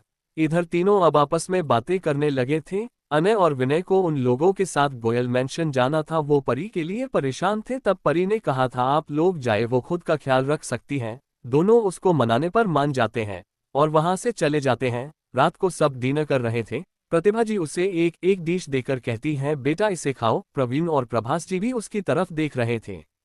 परी हाथ दिखाकर मना करती है, फिर भी प्रतिभा जी उसकी प्लेट में डालती है और प्यार से उसे देख रही थी। परी कहती है इतना नाटक करने की जरूरत नहीं है, हमें जो खाना होगा हम लेकर खा सकते हैं। इतना कह वहां से चली जाती है। किचन में जाकर एक बोतल पानी लेती है और कानों में ब्लूटूथ लगाकर अपने कमरे में जा रही थी कि प्रभास जी कहते हैं हमें तुमसे बात करनी है, लेकिन परी को कुछ सुना ही नहीं दे रहा था। वो खड़ा होकर फोन पर बात सुन रही थी क्योंकि एक इम्पोर्टेंट कॉल था। वो कहती है हूँ प्रभास जी कहते हैं हम तुमसे अपनी गलती की माफी मांगना चाहते हैं। परी बस वो कह रही थी, तभी जोर से कहती है तुम सबने यही काम किया है, मैंने कहा था सही से करना। वो लोग उसे देखते हैं। दादाजी कहते हैं तुम सब उसे मत देखो, उसके कान पे ध्यान दो। तब प्रवीण कहता है यानी वो हमारी बात नहीं सुन रही थी। तभी परी ब्लूटूथ निकाल कर कहती है आप सबने कुछ कहा था क्या जो हमने नहीं सुना? प्रभास जी कहते हैं हमें तुमसे बात करनी है। परी कहती है हाँ बोलिए। तभी सबके कानों में आवाज आती है जल्दी बोलिए, पुरी को काम है, वो किसी की बात नहीं सुनती। परी कहती है अभी शांत हो जा। सिस्टम कहता है नहीं हमें भी सुनना है। परी कहती है ठीक है, जवाब भी तुम ही देना। दोनों की बहस सब सुन रहे थे। दादाजी कहते हैं बेटा क्या हुआ? परी कहती है कुछ नहीं दादाजी, ये हलवा ही है जो परेशान करता रहा है। दादी जी कहती है तुम दोनों कहीं भी शुरू हो जाते हो। परी कहती है वो तो ये ही है जो बिना सोचे समझे कहीं भी मुंह खोल देता है। सिस्टम कहता है मैं ऐसी वैसी जगह मुंह नहीं खोलता। परी कहती है हमें बात करने दे, जवाब तू दे देना। ठीक, सिस्टम कहता है ठीक है ये बया है। परी नामे सफ हिला देती है। सिस्टम कहता है बोलिए मिस्टर मित्तल। प्रभास जी कहते हैं हम जानते हैं हमसे गलती हो गई है, हमें सच्चाई पहले जान लेनी चाहिए थी। सिस्टम कहता है वो तो सबको पता है, आगे कुछ नया बोलिए। दादाजी और दादी जी दोनों मन में हंस रहे थे। प्रवीण कहता है हमें परिधि से बात करनी है, तुमसे नहीं। सिस्टम कहता है बात एक ही है। प्रतिभा जी परी का हाथ पकड़ कहती है हमें माफ कर दो बेटा, आगे से गलती नहीं होगी। हम जानते थे हम तुम्हारे साथ गलत कर रहे हैं, पर हम भी मजबूर थे। हम सबको लगा तुम जलन में ये सब किया है, इसलिए हम में से कोई तुमसे बात नहीं करता था। प्रभास जी कहते हैं आज हमें अपनी गलती का एहसास हो रहा है, इसलिए हम तुमसे माफी मांग रहे हैं। प्रवीण कहता है मैं भी एक भाई होकर भाई का फर्ज नहीं निभा पाया, उसके लिए सॉरी। हमें जो कहूंगी वो करने को तैयार हैं, तुम्हारी हर बात मानेंगे। परी कहती है हमें कुछ फर्क नहीं पड़ता आपको गलती का एहसास हो या ना हो, हमें बस शांति से रहना है, नहीं तो आप लोग कहो तो हम यहाँ से जा सकते हैं। प्रभास जी कहते हैं तुम्हें कहीं भी जाने की जरूरत नहीं है, बस हम माफी मांग रहे थे, प्लीज हमें माफ कर दो कि हमने सच्चाई बिना जाने तुम्हें गुनहगार साबित कर दिया। तभी सिस्टम कहता है जब आप लोग पहले पुरी को गुनहगार मान रहे थे तब आपने नहीं सोचा अगर उसकी गलती नहीं हुई तो उसके ऊपर क्या बीतेंगी। यहाँ तक छोड़िए जब वो कोमा में थी तब एक बार आप लोग उसे देखने गए नहीं ना? और तो और दादाजी ने आप लोगों को बताने की कोशिश की, तब आपने कहा उसका नाटक है, इससे ज्यादा कुछ नहीं। अब जब उसे आप लोगों की जरूरत नहीं है तो क्यों परेशान कर रहे हैं? प्रभास जी कहते हैं वो हमारी बेटी है, उससे ऐसे कैसे छोड़ दे? परी बिना भाव के कहती है जैसे 10 सालों से छोड़ा है वैसे ही। प्रवीण कहता है पर परी कहती है पर वर कुछ नहीं, आप लोगों को माफी चाहिए। तीनों हाँ में सर हिला देते हैं। परी कहती है जैसे आप लोगों ने 10 सालों तक इग्नोर किया वैसे ही हम 10 सालों तक करेंगे, हिसाब बराबर हो जाएगा, हम माफ कर देंगे। अगर बीच में हमें कुछ हो गया तो आप लोग सोचिएगा कि हमने तभी माफ कर दिया, उससे पहले हमसे उम्मीद मत रखिएगा। दादाजी कहते हैं ऐसा नहीं करते। चैप्टर 11। परी कहती है हमने कुछ गलत नहीं कहा है, हम जिस काम के लिए वापस आए हैं उसमें हमारी जान भी जा सकती है, ये बात आप अच्छे से जानते हो। दादाजी कहते हैं ये सब तुम्हें कैसे पता? परी कहती है हमें 2 साल पहले ही पता चल चुका है, लेकिन उसमें कुछ अधूरा है जो हम जल्द ही पता लगा लेंगे, इसलिए हम कह रहे हैं आप लोग शांति से रहिए और हमें भी रहने दीजिए। हम किसी से कोई नाराजगी नहीं है, इसलिए ये बार माफी मांगकर अपना और हमारा टाइम वेस्ट मत कीजिए, क्योंकि हमें पता है भाई ने हमारे बीमारी के बारे में बता चुके हैं, इसलिए हमें आपकी माफी से कुछ फर्क नहीं पड़ेगा। इतना कह ऊपर चली जाती है। प्रभास जी कहते हैं वो किस बारे में बात कर रही थी और हमें क्यों कुछ नहीं पता? दादाजी कहते हैं इस बारे में किसी को भी नहीं पता। दादी जी कहती है गुरुजी ने कहा था जब वो वक्त आएगा तब सब ठीक होगा, हर तरफ शांति होगी, तब परिधि की जिंदगी को तबाह करने वो आएगा। दादाजी कहते हैं, हमें भी पता है, लेकिन अगर इसे पूरी सच्चाई पता चल गई तो ये खुद को समाप्त कर लेगी पहले की तरह। प्रतिभा जी कहती हैं, ऐसी कौन सी बात है जिससे हमारी बेटी की जान पर बनाई है? प्रवीण कहता है, हमें भी जानना है जिससे हम उसकी मदद कर सकें। दादाजी कहते हैं, अब गुरु जी के सिवा कोई हमारी मदद नहीं कर सकता। इतना कह परेशानी में दोनों चले जाते हैं। प्रतिभा जी कहती है, ऐसा क्या होने वाला है जिससे हमारी बच्ची खुद की जान ले सकती है? प्रवीण कहता है, माँ हमें भी जानना है जिससे इस बार हम अपनी बहन को बचा सके। प्रभास जी कहते हैं, वो तो गुरुजी ही बताएंगे। इधर आधी रात को परी धीरे धीरे आशी के कमरे में जाती है।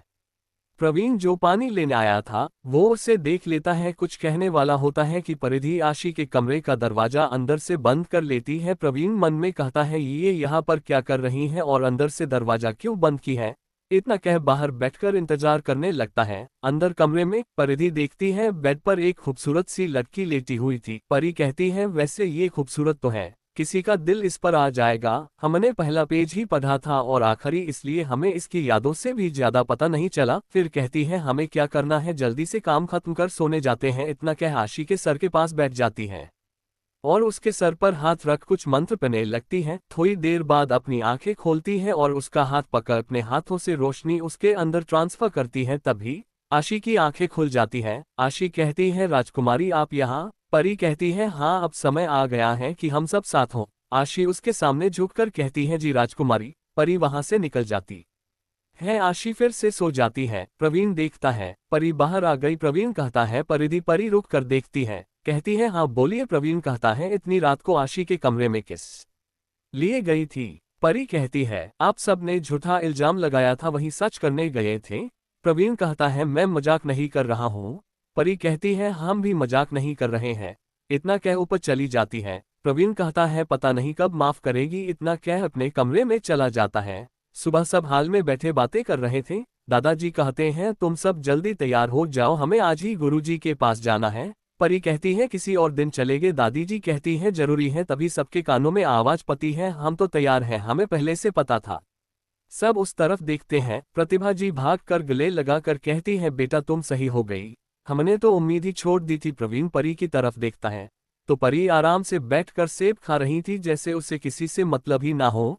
प्रवीण मन में कहता है, कल ये आशी के कमरे में गई, आज ये सही भी हो गई। लग ही नहीं रहा है कि इसको कुछ हुआ हो। आज सब कुछ थे। दादाजी और दादी जी की नजर भी परी पर जाती है। परी कहती है, तीनों लोग हमें क्यों देख रहे हो, जैसे किसी एलियन को देख लिया हो। दादी जी उसके सर पर हाथ रख कहती हैं, थैंक्स बेटा हमारी खुशियां लौटाने के लिए। परी बस मुस्कुरा देती है। परी आशी को देखती है। परी कहती है, हाय ब्यूटीफुल, हम याद है कि नहीं? सब उसकी तरफ देखते हैं। परी आगे कहती है, तुमको हम ही ने धक्का दिया था, अब याद आया। आशी जाके परी के गले लग जाती है और कहती है, पिछली वाली गलती फिर मत करना, तुम नहीं जानती हम सब कितने अकेले हो गए थे। परी कहती है, मतलब? आशी कुछ कहती। दादाजी कहते हैं, सब तैयार हो जाओ, हमें निकलना भी है। आशी शांत हो जाती है। थोड़ी देर बाद सब मंदिर पहुंच जाते हैं। सब आशी को देख हैरान होते हैं। माया आशी के गले लग कहती है, आज हम खुश हैं कि तुम ठीक हो गई। तभी उसकी नजर उसके हाथ पर जाती है तो वो परी को पकड़े खड़ी थी। माया कहती है, तुमने परी को ऐसे क्यों पका है, जैसे कहीं भाग जाएगी? परी कहती है, ये घर से हमें छोड़ ही नहीं रही है, पता नहीं क्यों कह रही है छोड़ दूंगी तो सबको छोड़कर हम चले जाएंगे। सब उसकी बात सुन हैरान होते हैं। परी फिर कहते हैं, माना हम खूबसूरत हैं, लेकिन सच में हमें लड़कियों में इंटरेस्ट नहीं है जो हमारे पीछे पड़ी हो, प्लीज हमें छोड़ दो। आशी गुस्से से कहती है, हम नहीं छोड़ेंगे, तुम चुपचाप हमारे पास रहोगी। परी अन्य और विनय की तरफ देखकर कहती है, भाई प्लीज हमें छुड़ा दीजिए। अनय कहता है, वो कहीं नहीं जाएगी, उसे छोड़ दो। आशी कहती है, तुम तो चुप रहो, तुम्हारी वजह से पिछली बार भी गई थी, इस बार हम तुम्हारी बात नहीं मानेंगे। परी लाचारी से सबको देखती है। सब आशी को समझाते हैं पर वो किसी की नहीं सुन रही थी। आशी कहती है, ये उसके लिए अपना सब कुछ छोड़कर चली गई, इसको अंदाजा भी नहीं था हम सब पर क्या बीतेंगी, बस एक की गलती की सजा सबको दी थी। चैप्टर 12। परी कहती है, हमें नहीं पता तुम किस बारे में बात कर रही हो। दादाजी कहते हैं, पूजा के लिए लेट हो रहा है, सब चलो। परी कहती है, पहले हमारी मदद तो कर दीजिए, पर सब चले जाते हैं। आशी भी उसे अपने साथ लेके जाती है। थोड़ी देर बाद सब एक कुटिया के अंदर बैठे थे और सामने आसन पर श्री वेद बैठे थे। दादाजी कहते हैं, गुरु जी आप जिस समय के बारे में कहे थे वो वक्त आ गया है, गुरुजी कहते हैं, हमने ही इसे सब याद दिलाया है और इसकी महसूस करने की शक्ति भी हमने गायब की है। प्रतिभा जी कहती है क्यों? श्री वेद कहते हैं क्योंकि इसके लिए यही जरूरी था। परी कहती है पित श्री हमारी मदद करें प्लीज। सब उसकी तरफ देखते हैं। श्री वेद कहते हैं ये तुम्हारे कर्मों का ही फल है। परी कहती है जो हमें याद ही नहीं उसका फल लेकर क्या करेंगे, कृपया हमारी मदद करें। श्री वेद कहते हैं आशी उसे छोड़ दो। आशी कहती है पर ये फिर से वही हरकत की तो श्री वेद कहते हैं ये अभी कुछ नहीं करेगी, हमारा विश्वास कीजिए। आशी कहती है ठीक है, इतना कह हाथ छोड़ देती है। परी तुरंत उठ श्री वेद के पीछे चली जाती है और कहती है आपका धन्यवाद पिताश्री हमारी मदद के लिए, नहीं तो ये आज हमारा नाजुक सा हाथ तोड़ देती। इतना कह वहीं सबसे दूर बैठ जाती है। दादी जी कहती है हमें इसकी चिंता है, इस पे जो खतरा है कैसे टलेगा। श्री वेद कहते हैं ये और इसके साथी मिलकर उसका उपाय खुद ढूंढ लेंगे, उसकी चिंता मत करो। सब ऐसे ही कुछ सवाल करते हैं, उसका जवाब भी देते हैं। श्री वेद कहते हैं हमने आप सब के सवालों के जवाब दे दिए हैं। परी कहती है मुझे भी अपने सवाल के जवाब चाहिए। श्री वेद कहते हैं वक्त आने पर मिल जाएगा। परी कहती है नहीं, बस हमें उसकी तस्वीर देखनी है, आखिर हम भी देखे आपने हमें किसके लिए बुलाया है। अने कहता है बाद में पता चल जाएगा। परी कहती है नहीं, हमें अभी देखना है, नहीं तो हम वापस चले जाएंगे। श्री वेद कहते हैं उसका कोई रास्ता है ही नहीं, तुम्हारा यहीं पर काम है। परी कहती है प्लीज दिखा दीजिए, नहीं तो कहीं दिखेगा तो हम पहचानेंगे कैसे। परी के जीत के आगे हार मानकर कहते हैं ठीक है। उसके बाद हवा में एक तस्वीर प्रकट करते हैं और परी की तरफ देखते हैं। परी उस तस्वीर को देखती है तो उसके सामने कुछ यादें चलने लगती हैं और उसकी आंखों से आंसू बहने लगते हैं। ये देख सब परेशान हो जाते हैं। परी बिना कुछ कहे वहां से चली जाती है। आशी उसके पीछे जाने को होती है। श्री वेद कहते हैं उसको अकेला छोड़ दो। अने कहता है वो कहीं कुछ कर ना ले। श्री वेद कहते हैं वो कुछ नहीं करेगी, हमें उस पर पूरा विश्वास है। विनय कहता है इस बार भी उससे वही दुख सहना होगा। श्री वेद कहते हैं नहीं, इस बार उसके जिंदगी में कोई होगा जी, उसकी मदद भी करेगा और जीवन साथी भी बनेगा। विशाखा कहती है पर ये तनिष्क के सिवा और किसी को जगह ही नहीं देगी। आशी गुस्से में कहती है आपकी वजह से सब हुआ है, अगर उस समय आप दोनों को दूर ना करते तो वो कुछ नहीं करती। प्रभास जी कहते हैं क्या हुआ है। श्री वेद उनको कुछ कहते हैं, ये सुन सबको परी के लिए दुख होता है। प्रतिभा जी कहती है क्या इस बार भी वही होगा। श्री वेद कहते हैं नहीं, तनिष्क की सच्चाई का अंश इस दुनिया में है, वो परिधि के लिए जरूर आएगा और इस बार वैसा कुछ नहीं होगा। आशी कहती है आपकी वजह से सब हुआ है और अगर इस बार मेरी दोस्त को कुछ हुआ तो हम क्या करेंगे हमें भी नहीं पता। श्री वेद कहते हैं हमें पता है गलती हमारी है, तभी तो हजारों वर्षों से उस गलती की सजा भुगत रहे हैं। विशाखा आशी को शांत करवाती है। अने कहता है एक गलती की सजा पता नहीं वो कब तक भुगतेंगी, उसकी बात पर कोई कुछ नहीं कहता। विनय कहता है अब वो सही हो चुकी है और उसको सब याद आ चुका। श्री वेद हाँ में सर हिलाकर कहते हैं वो घर पहुंच जाएगी, आप सब चिंता मत कीजिए। सब उनकी बात मान चले जाते हैं। इधर परी अपनी गाड़ी एक पहाड़ी पर आकर रोकती है और किनारे पर बैठकर कहती है आपने हमें क्यों नहीं बताया, आपकी वजह से हम हमेशा अकेले ही रहे। इतना कह सोच में गुम हो जाती है। 1000 साल पहले एक खूबसूरत सा राज्य जिसका नाम सुंदर राज्य था, यहाँ पर सब मिलजुल कर रहते थे। यहाँ के राज परिवार के पास कुछ खास शक्तियाँ होती थी जो किसी खास को ही मिलती थी। ऐसे ही यहाँ की इकलौती राजकुमारी परिधि थी। वो जितनी नटखट थी उतनी ही दयालु भी, वो हर किसी की मदद करती थी। उसके कुछ दोस्त थे जो उसकी तरह ही थे लेकिन हर कीमत पर उसके साथ रहते थे। वहीं वहाँ का सेनापति तनिष्क था और महाराज श्रीवेद। परिधि अपने पिता का हर कहा मानती थी। एक दिन परिधि आशी के साथ बगीचे में टहल रही थी, वहीं पर महाराज भी थे। परिधि अपने दोस्तों के साथ हंसी मजाक कर रहे थे। वहीं पर तनिष्क आता है और महाराज को राज्य की जानकारी देने लगता है। महाराज कहते हैं दोबारा इधर कभी मत आना। तनिष्क सर झुका लेता है, तभी उसकी नजर परिधि पर पड़ती है जो अपने में मग्न थी। वो देखते ही राजकुमारी के प्यार में पड़ जाता है, लेकिन अपनी सीमा में रहते हुए सर झुका कर चला जाता है। लेकिन कोई ध्यान नहीं देता कि परी भी उसे ही देख रही थी। आशी कहती है परी आप क्या देख रही हैं। परी कहती है उसे तनिष्क की तरफ इशारा करके। आशी कहती है वो तो सेनापति तनिष्क है, हमने सुना है दुश्मन उनके नाम से कांपने लगते हैं और वो बिना रणभूमि गए युद्ध जीत जाते थे। अगर युद्ध में उतर जाते हैं तो वो युद्ध को जीत कर ही वापस आते हैं। परी कहती है इतनी सी उम्र में इनकी कितनी प्रतिष्ठा है। आशी हाँ में सर हिला देती है पर इस पर किसी का ध्यान नहीं जाता कि परिधि लगातार कहीं खोई हुई थी। ऐसे ही दिन बीतते गए, दोनों का प्यार एक दूसरे के लिए बढ़ता जा रहा था पर दोनों में से किसी की हिम्मत नहीं थी एक दूसरे को बता सके। एक दिन श्री वेद परिधि की सगाई दूसरे राज्य के राजकुमार से तय करते हैं। चैप्टर 13। तब हिम्मत करके तनिष्क महाराज को सच्चाई बताता है। श्री वेद कहते हैं, मेरी बेटी कभी तुम जैसे से प्यार नहीं करेगी, ये हमारे राजघराने के खिलाफ है, और तुम्हारे पास शक्तियां भी नहीं है, तुम कभी उसके लायक नहीं हो सकता। तनिष्क कहता है, महाराज हम शक्तियां हासिल कर लेंगे। श्री वेद कहते हैं, ऐसा कभी नहीं होगा, और उसकी बेइज्जती कर राज्य से बाहर कर देते हैं। तनिष्क अपने मन में ठान लेता है कि वो राजकुमारी के लायक बन के रहेगा। इधर जब ये बात परिधि को पता चलती है तो वो श्री वेद के पास जाती है और कहती है, पिताश्री आपने ये क्या किया। श्री वेद कहते हैं, हमने सही किया, वो साधारण सा सेनापति होकर तुम्हारे सपने देखता है। परिधि कहती है, पिताश्री हम भी सेनापति तनिष्क से प्यार करते हैं। श्री वेद कहते हैं, ये तुम क्या कह रही हो। परी कहती है, हम सच कह रहे हैं, और अगर हम शादी करेंगे तो उसी से करेंगे, नहीं तो नहीं। इतना कह चली जाती है और अनय से तनिष्क का पता लगाने को कहती है। अनय चला जाता है। इधर श्री वेद कहते हैं, हम ऐसा कुछ नहीं होने देंगे, चाहे हमें कुछ भी क्यों न करना पड़े। उधर तनिष्क एक जंगल में पहुंचता है जहां उसे एक तांत्रिक मिलता है जो तनिष्क से कहता है, अगर तुम्हें शक्तियां चाहिए तो तुम्हें अपनी आत्मा में से अच्छाई को अलग कर कैद करना होगा। तनिष्क सिर्फ प्यार में पागल होकर तैयार हो जाता है। ऐसे ही 4 साल बीत जाते हैं। इन सालों में तनिष्क ये भूल चुका था कि वो परिधि से प्यार करता है। वो सिर्फ शक्तियों का लालच में अंधा होकर निर्दोषों की जान लेता था। जब ये बात परिधि को पता चलती है वो पूरी तरह टूट जाती है। तनिष्क उस राज्य में आकर लोगों को मारना शुरू करता है। श्री वेद अपने गुरु से उपाय पूछते हैं तो गुरु जी कहते हैं, उसे सिर्फ उसका प्यार परिधि ही खत्म कर सकती है या फिर कैद। जब ये बात परिधि को महाराज बताते हैं तो वो मना कर देती है और कहती है वो कभी तनिष्क को नहीं मारेगी। पर महाराज कहते हैं, इसी में सबकी भलाई है। तनिष्क इतना शक्तिशाली हो चुका है कि उसे कोई छू भी नहीं सकता। परिधि फिर भी नहीं मानती। तब श्री वेद कहते हैं, तुम उसे कैद कर लो, मारना मत। परी कहती है, हम कुछ नहीं करेंगे, ये सब आपकी वजह से हो रहा है। श्री वेद कहते हैं, पता है हमारी गलती है, पर उसकी सजा सबको तो नहीं मिल सकती। श्री वेद उसे बहुत समझाते हैं तो परिधि कैद करने को मान जाती है और अन्य विनय, आशिक, विशाखा और परिधि तनिष्क और उसके अनुयायियों से युद्ध करने चले जाते हैं। वो युद्ध 1 महीने चलता है। अंत में तनिष्क हार जाता है और परिधि उसे कैद करती है। तनिष्क कहता है, जब मैं आज हो जाऊंगा तो सबसे पहले इस दुनिया पर राज करूंगा, उसके बाद तुम सब का अंत होगा।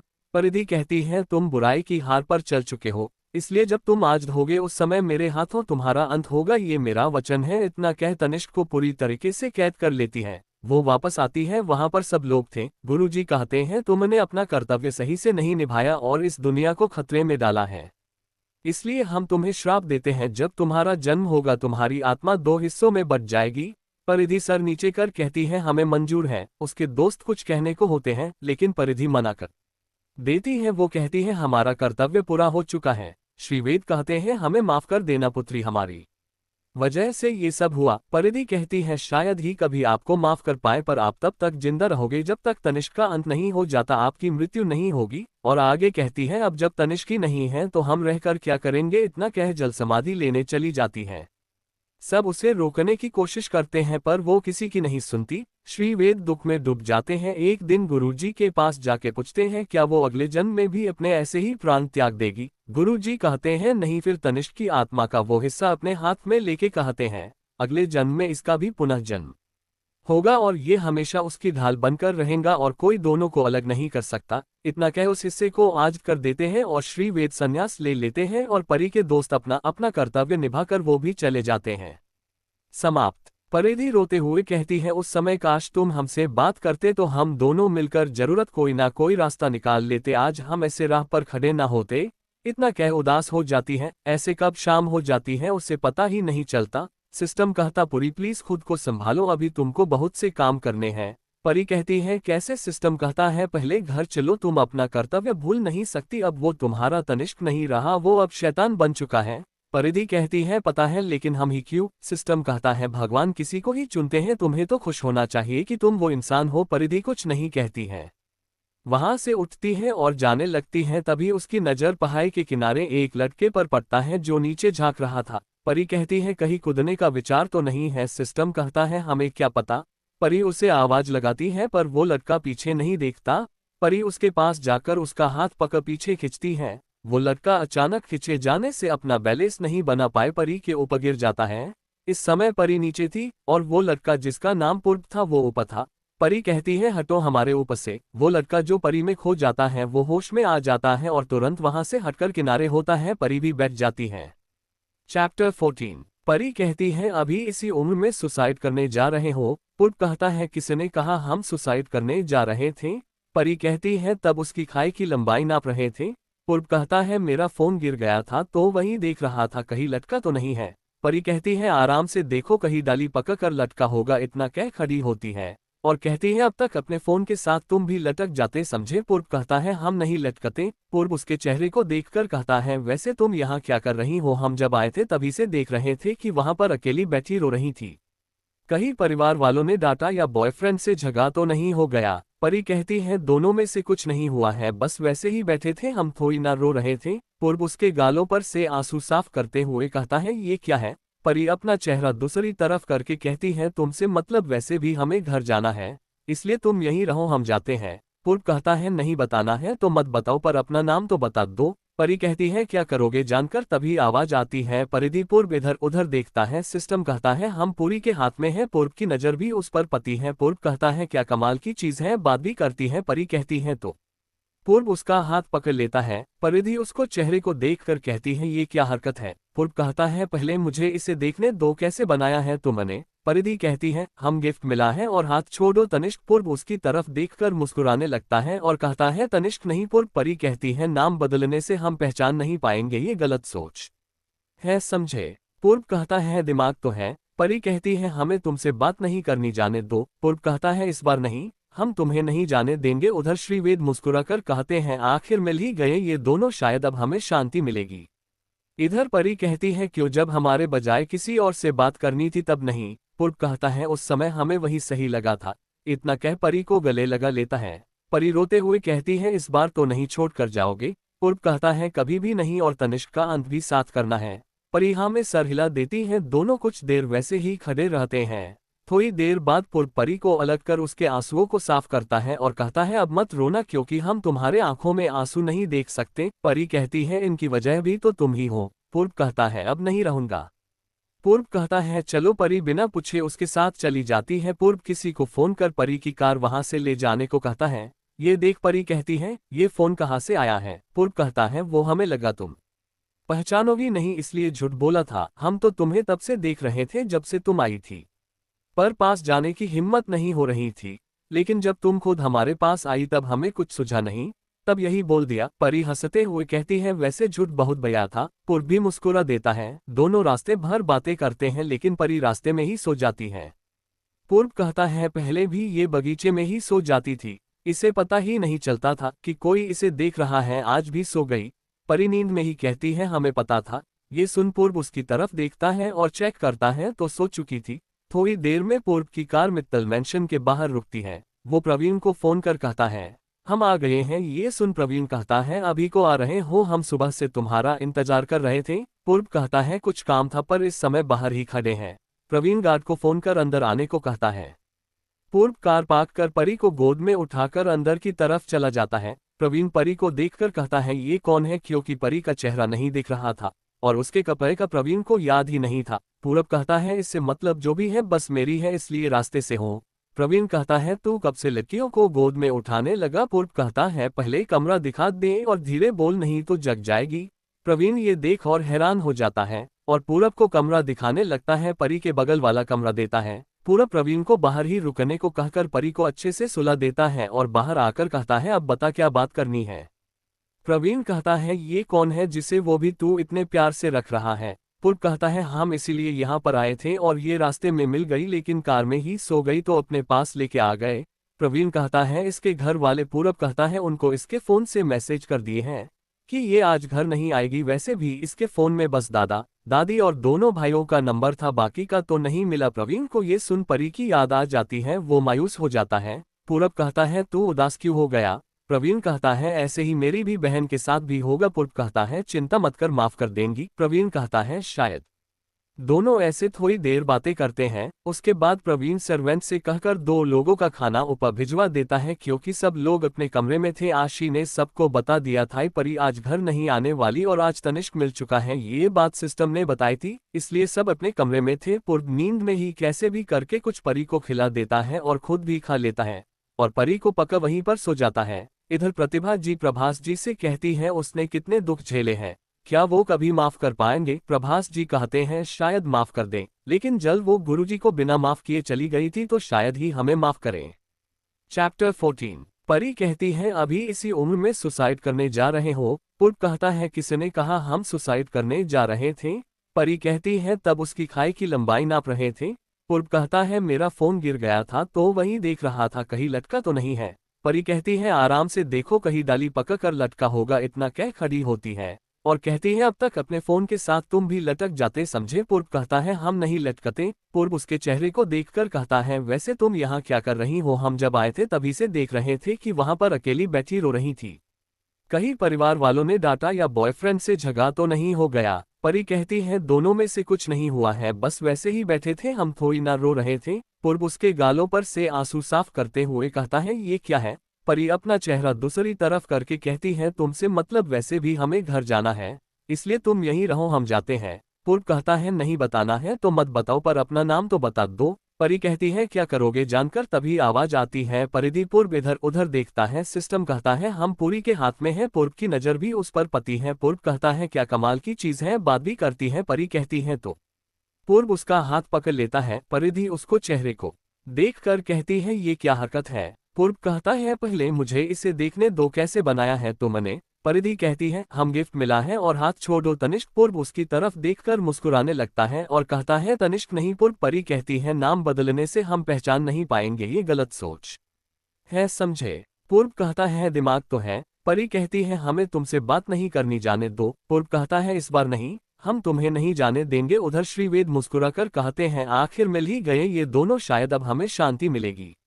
इधर परी कहती है क्यों, जब हमारे बजाय किसी और से बात करनी थी तब नहीं? पूर्व कहता है उस समय हमें वही सही लगा था। इतना कह परी को गले लगा लेता है। परी रोते हुए कहती है इस बार तो नहीं छोड़ कर जाओगे? पूर्व कहता है कभी भी नहीं और तनिष्क का अंत भी साथ करना है। परी हाँ में सर हिला देती है। दोनों कुछ देर वैसे ही खड़े रहते हैं। थोड़ी देर बाद पूर्व परी को अलग कर उसके आंसुओं को साफ करता है और कहता है अब मत रोना क्योंकि हम तुम्हारे आंखों में आंसू नहीं देख सकते। परी कहती है इनकी वजह भी तो तुम ही हो। पूर्व कहता है अब नहीं रहूंगा।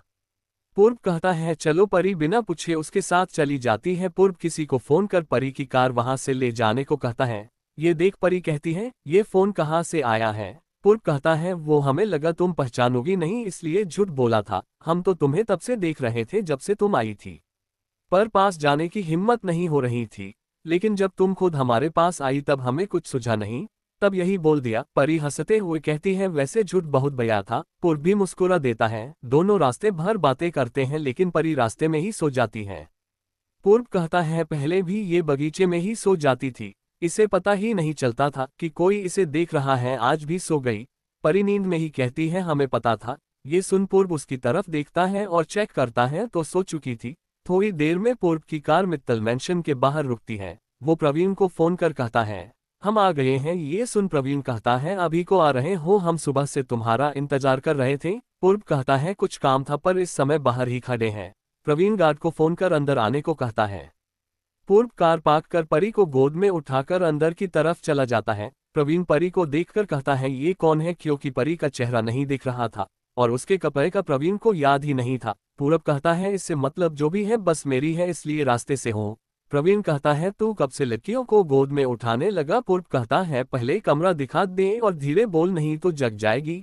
प्रवीण ये देख और हैरान हो जाता है और पूरब को कमरा दिखाने लगता है। परी के बगल वाला कमरा देता है। पूरब प्रवीण को बाहर ही रुकने को कहकर परी को अच्छे से सुला देता है और बाहर आकर कहता है अब बता क्या बात करनी है। प्रवीण कहता है ये कौन है जिसे वो भी तू इतने प्यार से रख रहा है? पूर्व कहता है हम इसीलिए यहाँ पर आए थे और ये रास्ते में मिल गई लेकिन कार में ही सो गई तो अपने पास लेके आ गए। प्रवीण कहता है इसके घर वाले? पूरब कहता है उनको इसके फोन से मैसेज कर दिए हैं कि ये आज घर नहीं आएगी, वैसे भी इसके फोन में बस दादा दादी और दोनों भाइयों का नंबर था, बाकी का तो नहीं मिला। प्रवीण को ये सुन परी की याद आ जाती है, वो मायूस हो जाता है। पूरब कहता है तू उदास क्यों हो गया? प्रवीण कहता है ऐसे ही मेरी भी बहन के साथ भी होगा। पूर्व कहता है चिंता मत कर, माफ कर देंगी। प्रवीण कहता है शायद। दोनों ऐसे थोड़ी देर बातें करते हैं। उसके बाद प्रवीण सर्वेंट से कहकर 2 लोगों का खाना ऊपर भिजवा देता है क्योंकि सब लोग अपने कमरे में थे। आशी ने सबको बता दिया था परी आज घर नहीं आने वाली और आज तनिष्क मिल चुका है, ये बात सिस्टम ने बताई थी, इसलिए सब अपने कमरे में थे। पूर्व नींद में ही कैसे भी करके कुछ परी को खिला देता है और खुद भी खा लेता है और परी को पका वहीं पर सो जाता है। इधर प्रतिभा जी प्रभास जी से कहती है उसने कितने दुख झेले हैं, क्या वो कभी माफ कर पाएंगे। प्रभास जी कहते हैं शायद माफ कर दें, लेकिन जल्द वो गुरुजी को बिना माफ किए चली गई थी तो शायद ही हमें माफ करें। चैप्टर 15। प्रतिभा जी कहती हैं हम अपना प्रयास करना कभी नहीं छोड़ेंगे, क्या पता कभी माफ कर दें। प्रभास जी कहते हैं हाँ वैसे सारी गलती हमारी है, हमने ही आपको उससे बात करने नहीं दिया था। प्रतिभा जी कहती है उस बात को जाने दीजिए, हम कल सुबह उसके लिए उसके पंसद का कुछ बनाएंगे तो शायद हमें वो कुछ तो माफ करे, अगर माफ नहीं करती है तो भी कोई बात नहीं, कम से कम बात करे वही बहुत है। प्रभास जी कहते हैं हाँ हम भी कल उसकी पंसद के कुछ गिफ्ट मंगा लूंगा जिससे उसे खुशी मिले, वैसे भी गुरुजी ने बताया था कि वो अब सही हो चुकी है। अगली सुबह पूरब अपनी एक्सरसाइज करके आता है तो दादी जी लड़कियों के कपड़े पूरब को देकर कहती है प्रवीण ने बताया था कि कल एक लड़की तुम्हारे साथ आई है तो हम हमारी पोती के कपड़े पहनने के लिए लेकर आए हैं क्योंकि नए कपड़े नहीं थे। पूर्व कहता है दादी जी कोई बात नहीं, वैसे भी आज हम उसको उसके घर छोड़ आएंगे। इतना कह कपड़े ले अपने कमरे में चला जाता है। देखता है परी अभी भी सो रही थी। पूर्व उसे जगाता है और फ्रेश होने को कहता है।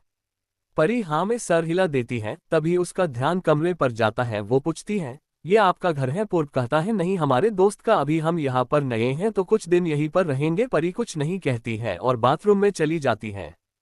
पूरब भी अपने कपड़े लेकर प्रवीण के कमरे में चला जाता है। प्रवीण कहता है क्या तुम्हारे बाथरूम का शावर खराब है। पूरब कहता है नहीं बस खाली अभी नहीं है। प्रवीण कहता है ठीक है। थोड़ी देर बाद जब पूरब कमरे में आता है तो हैरान हो जाता है क्योंकि परी आराम से शीशे के पास सो रही थी, उसके बाल अभी भी गिले थे और वो आराम से सोई थी। प्रवीण को भी कुछ काम था इसलिए वो भी साथ आया था। ये देखकर कहता है ये क्या, ये तो सो गई है। इतना कह के हंसने लगता है। पूरब घुरता है तो कहता है नहीं वो मेरी बहन भी शावर के बाद सो जाती है इसलिए कहा। पूरब कहता है तुम्हारा जो भी काम है बाद में कर लेना। इतना कह टॉवल लेकर उसके बाल सुखाने लगता है। प्रवीण कहता है सच में तुम। पूरब कहता है जाते हो कि नहीं। प्रवीण कहता है जा रहा हूँ। इतना कह वो चला जाता है। नीचे आता है तो प्रतिभा जी खुद अपने हाथों से परी के पंसद के खाने का कुछ बना रही थी। प्रवीण कहता है मॉम ये आप क्या कर रही हो। प्रतिभा जी कहती है वो परी आती ही होगी तो हमने उसके पंसद का बनाया है। प्रवीण कहता है ये भैया है, हम भी आपकी मदद करते हैं। इधर पूरब परी के अच्छे से बाल सुखाकर उसे बेड पर सुला देता है और नीचे आ जाता है। प्रतिभा जी कहती है बेटा तुम कब आए। पूरब कहता है आंटी रात को ही वो आने में लेट हो गया था। प्रवीण कहता है लेट तो होगा ही जब अपनी गर्लफ्रेंड को लेकर आया है।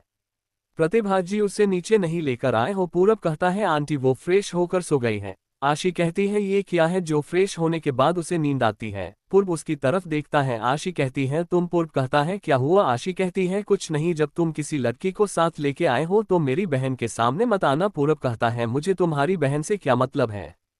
आशी कहती है मतलब भी मत रखना। इतना कह गुस्से में सोफे पर बैठ जाती है। पूरब बिना किसी पर ध्यान दिए फोन में व्यस्त हो जाता है। तभी उसके कानों में किसी कदमों की आहट होती है। वो सर ऊपर करके देखता है। परी आंख मिचते हुए आ रही थी। उसे घर पर देख सब हैरान थे। आशी कहती है तुम वापस कब आई। परी ये आवाज सुन आंख खोलती है तो उसको सामने पूरब खड़ा था। वो कहता है आंखें बंद करके सीढ़ियों से नहीं उतरा जाता है। परी कहती है वो तुम दिखे नहीं तो हम खोजते हुए यहाँ पर आ गए। आशी गुस्से में कहती है परी से तुम दूर रहो। पूरब तुरंत परी को अपने पास खींचकर कहता है हम क्यों दूर रहें, बल्कि तुम दूर रहो समझी। इतना कह उसे गोद में उठा अपने पास सोफे पर बैठा लेता है। प्रवीण कहता है परी तुम्हारे साथ थी। पूरब कहता है तुमसे मतलब नहीं होना चाहिए, अब तक परी की आंखें पूरी खुल चुकी थी। परी कहती है तुम हमें यहाँ पर क्यों लेके आए हो। पूरब कहता है चिंता मत करो हम तुम्हें बाद में घर छोड़ देंगे। आशी कहती है पता भी है इसका घर कहाँ है। पूरब परी की तरफ देखता है। परी कहती है यही हमारा घर है जहाँ पर हम रहते हैं। पूर्व सबकी तरफ देखता है। प्रवीण कहता है यानी तुम कल से मेरे ही सामने मेरी ही बहन को लेके घूम रहे हो और मुझे मेरी ही बहन से मिलने को क्या उसका चेहरा तक नहीं देखने दिए। पूरब कहता है तो इसमें बड़ी बात क्या है। दादी जी कहती परी तुम्हें ये कहाँ मिल गया। परी कहती है दादी रास्ते में, लेकिन हम इन्हीं की कार में सो गए इसलिए इन्होंने हमें अपने साथ लेकर आ गए। आशी कहती है यानी वो लड़की तुम ही थी, हमें लगा तुम इसे किसी लड़की के साथ देखोगी तो दुख होगा। पूरब कहता है हम अपनी परिधि के सिवा किसी और की तरफ देख भी नहीं सकते, समझी आशी। आशी कहती है देखना भी मत, नहीं तो पिछली बार मिलने से पहले चले गए, लेकिन इस बार पीट कर शुद्ध कर देंगे, समझे। पूरब कहता है तुम पीट नहीं पाओगी छोटी बहन। आशी कहती है तुम, परी कहती है तुम दोनों इस बार में शुरू हो गए। पूर्व कहता है हमने तो थोड़ी ना कुछ किया है। सिस्टम कहता है तो अब तक क्या कर रहे थे। पूर्व कहता है तुम शांत रहो, नहीं तो तुम्हें तोड़ कर फेंक देंगे। सिस्टम कहता है जैसे पुरी के हाथ से रात में निकालने की कोशिश कर रहे थे। परी पूरब की तरफ देखती है। पूरब कहता है हमें लगा तुम्हें चोट लग जाएगी। सिस्टम कहता है नहीं, इसे जलन हो रही थी कि मैं तुम्हारे साथ हूँ, इसलिए ये हमें तुमसे दूर कर रहा था। पूरब कहता है चुप हो जाओ, नहीं तो चुप कराना आता है। सिस्टम कहता है नहीं हो ऊंचा चुप। पूरब अपनी उंगली घुमाता है, घड़ी ऑफ हो जाती है। चैप्टर 16। परी कहती मैं ये क्या किया। पूरब कहता है कुछ नहीं। परी फिर से सिस्टम को सही करती है। पूरब मुंह बना लेता है। सिस्टम कहता है मैं सही हो गया। परी कहती शांत रहो। सिस्टम शांत हो जाता है। प्रभास जी कहते हैं हमने तुम्हारे लिए कुछ मंगाया है, और प्रतिभा जी कहती है आज हमने तुम्हारी पसंद का खाना बनाया है। प्रवीण कहता है हमने भी मदद की है। परी कहती है आप सबको कुछ भी करने की जरूरत नहीं है, हमने पहले भी कहा था कि हमें इस सब की आदत नहीं है, और अब बड़े हो चुके हैं तो कोई जरूरत नहीं है ये सब करने की। हम आप सबसे नाराज नहीं है। प्रतिभा जी कहती हैं लेकिन हम सबसे अच्छे से बात भी तो नहीं करती। परी कहती है हम अगर अच्छे से बात करने लगे तो आप सब बेहोश हो जाओगे, इसलिए हमें शांति रहने दीजिए। प्रवीण कहता है हमें कुछ नहीं होगा, बस जैसे सबके साथ रहती हो वैसे ही हमारे साथ रहो। तुम जब हम सबसे अलग बात करती हो तो अच्छा नहीं लगता। दादाजी और दादी जी कहते हैं सोच लो, फिर उसे दोष मत देना। प्रभास जी कहते हैं हम कहाँ दोष दे रहे हैं। प्रतिभा जी कहती हैं ये खुश रहे तो हम सब भी खुश हैं। परी कहती है तो ठीक है, वैसे प्रवीण भाई सौम्या दी आपसे कल मिलने को कही थी, मिलन नहीं। प्रवीण हजबदा जाता है। प्रतिभा जी कहती है क्या। दादी जी कहती है अब भुगतो सद उनकी तरफ देखते हैं। परी कहती है पापा वैसे आपकी असिस्टेंट आपको अच्छी लगती है क्या, जो आप हमेशा उसे लंच के लिए बाहर लेके जाते हो। प्रभास जी आंखें बड़ी किए उसकी तरफ देखते हैं। वैसे मॉम आपकी जो दोस्त मिसेज राय है उन्होंने आपके बैग से आपके पैसे चुराए थे और आपको पता भी नहीं चला। तीनों उसकी तरफ देखते हैं। परी कहती है आप कहें तो और बताए। पूरब उसके मुंह पे हाथ रख कहता है बस हो गया है, आज के लिए इतना शौक काफी है। प्रभास जी कहते हैं वो हमारी मीटिंग होती है इसलिए हम साथ में लंच कर लेते हैं, बाकी कुछ नहीं, हम तो उसे बेटी मानते हैं। प्रतिभा जी कहती है हम तो उसे अच्छा इंसान समझे थे, और वो क्या निकली। प्रवीण कहता है इतना सब कैसे पता। परी अपने मुंह की तरफ इशारा करती है जो पूर्व ने बंद कर रखा था। आशी कहती अपना हाथ हटाओगे तभी तो वो जवाब देगी। पूर्व हाथ हटाता है।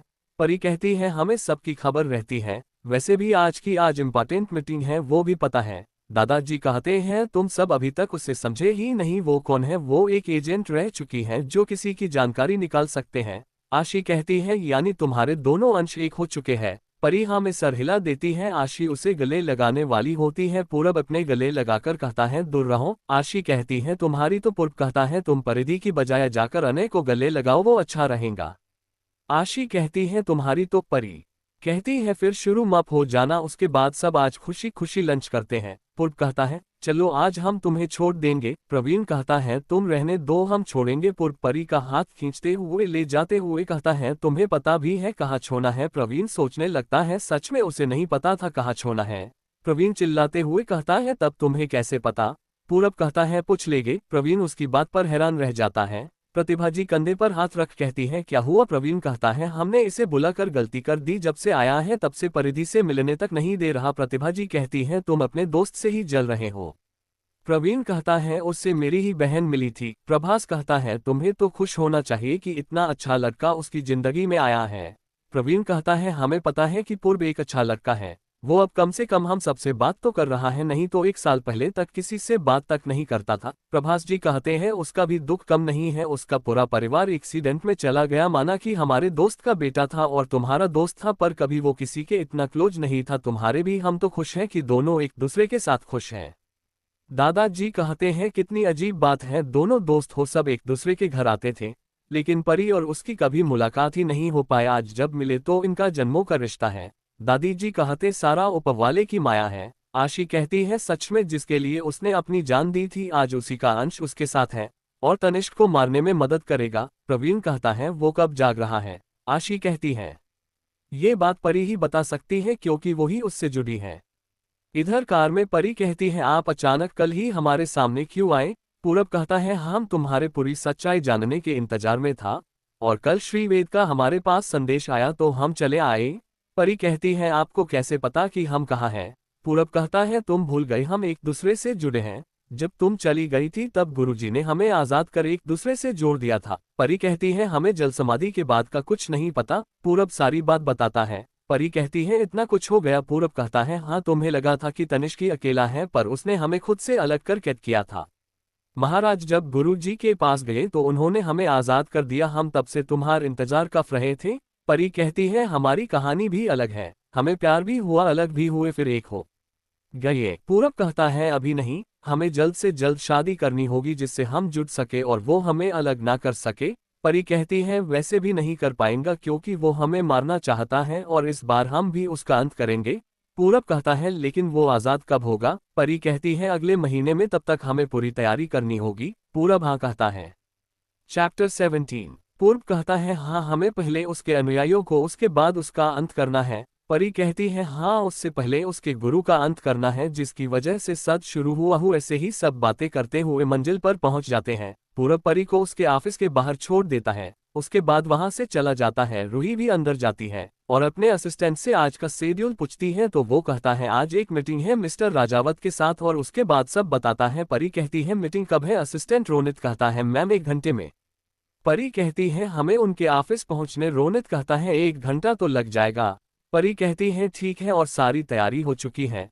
रोनित कहता है, हाँ मैम, सब कुछ हो चुका है। उसके बाद दोनों निकल जाते हैं और सही टाइम पर ऑफिस पहुंच जाते हैं। रोनित रिसेप्शनिस्ट से उनका ऑफिस पूछता है और अपॉइंटमेंट दिखाता है तो 56 फ्लोर पर जाने को कहती है। तभी मिस्टर राजावत का असिस्टेंट समीर आता है और उनको अपने साथ लेके जाता है। थोड़ी देर में मीटिंग रूम में मिस्टर राजावत आते हैं। परी उनको देखते ही रह जाती है। वो भी परी को देख शॉक हो जाते हैं, लेकिन अभी कोई कुछ नहीं बोलता। मीटिंग खत्म हो जाती है। मिस्टर राजावत कहते, मिस मित्तल, हमें आपसे बात करनी है। दोनों असिस्टेंट बाहर चले जाते हैं। परी खड़ी होकर गले लग जाती है। पूरब मुस्कुरा देता है। परी कहती है, ये आपका ऑफिस है? पूर्व हाँ कहता है। परी कहती है, आपने तो बताया ही नहीं। पूर्व कहता है, तो मैंने भी तो नहीं बताया। परी कहती है, तब आप भी नहीं बताओगे? पूर्व कहता है, नहीं, अभी तो कल ही तो मिले हैं। हमने सोचा था इस बार हम ऐसा बनेंगे कि कोई हमें अलग ना कर सके। परी कहती है, हमें नहीं पता था आप इतने बड़े बिजनेसमैन हो। पूरब कहता है, कौन सा हमें पता था? परी कहती है, वैसे इस बार कोई अलग भी नहीं कर पाता क्योंकि हम किसी की सुनते ही नहीं ना। हम इस बार किसी बंधन में बंधे हैं। पूरब कहता है, फिर भी हम कोई रिस्क नहीं ले सकते थे। परी कहती है, आपको कब सब याद आया? पूरब कहता है, याद तो बचपन से था पर हम टाइम का इंतजार कर रहे थे। परी कहती है, लेकिन हमें तो याद भी आई तो अधूरी बातें, और कल ही सारी बातें याद आई। इतना कह मुंह बना लेती है। पूरब उसके गाल पर किस कर कहता है, इसलिए क्योंकि उनको पता था सच्चाई जानकर तुम दुखी होगी। परी कहती है, कोई बात नहीं, कम से कम इस बार हम साथ हैं, इतना ही बहुत है। पूरब कहता है, हाँ। फिर दोनों साथ में बाहर आते हैं। दोनों एक दूसरे का हाथ पकड़े थे। ये देख बाकी सब हैरान थे क्योंकि दोनों ऐसे लोग थे जो किसी की तरफ देखते ही नहीं थे। आज दोनों साथ में एक साथ मुस्कुरा रहे थे। परी रोनित को ऑफिस भेज देती है। पूरब उसे लेकर अपने ऑफिस में आता है। समीर मन में कहता है, इसे क्या हुआ है? ये मिस मित्तल के साथ समीर पूरब का दोस्त था। पूर्व केबिन में जाकर परी से कहता है, अभी खाली हो? परी कहती है, हाँ, अभी हमारी मीटिंग नहीं है, वो 2 घंटे बाद है। पूर्व कहता है, तब ठीक है, हमारे साथ रहो। परी मुस्कुराकर सोफे पर बैठ जाती है। पूर्व समीर से कहकर स्नैक्स मंगाता है। समीर जब अंदर आता है तो देखता है परी पूरब के कंधे पर सर रखे बैठी थी और पूरब उसके बाल सहला रहा था। ये देख और शौक होता है कि पूरब की इतनी चिंता कर सकता है। समीर स्नैक्स वहीं पर रख देता है। पूरब उससे घूरकर देखता और कहता है, अब जा सकते हैं। समीर कहता है, पर यह है कौन? पूरब कहता है, तुम्हारी भाभी, समझे? समीर कहता है, क्या? पूरब उस पर बिना ध्यान दिए परी को खिलाने लगता है। समीर कहता है, ये कब हुआ और तुमने बताया ही नहीं? परी कहती है, हम दोनों खुद ही कल मिले हैं। समीर कहता है, पर लग नहीं रहा, जैसे लग रहा है जन्मों से साथ हो। पूरब कहता है, यही समझ लो, अब जा रहे हो कि नहीं? समीर वहां से भाग जाता है। परी हंसने लगती है। पूरब उसकी तरफ देखकर कहता है, तुम्हें क्यों हंसी आ रही है? परी कहती है, आपको जलन हो रही थी ना जब वो हमें देख रहे थे? पूरब कहता है, हमें नहीं पंसद कोई तुम्हें देखे। इतना कह उसके सर पर किस कर लेता है और कहता है, हम कोई भी रिस्क नहीं लेना चाहते। परी कहती है, लेकिन हम थोड़ी ना किसी पर ध्यान देते हैं। पूरब कहता है, पता है। तभी दोनों के सामने श्री वेद आ जाते हैं और दोनों खड़े होते हैं। श्री वेद कहते हैं तुम सबको अब अपनी जिम्मेदारी पूरी करनी होगी। परी कहती है वो तो आजाद होगा तब ना। श्री वेद कहते हैं इतना आसान नहीं है, तो मैंने जिस तलवार से उसे हराया था वही तलवार फिर से लेने जाना है। परी कहती है पर हमें नहीं पता वो कहाँ पर है।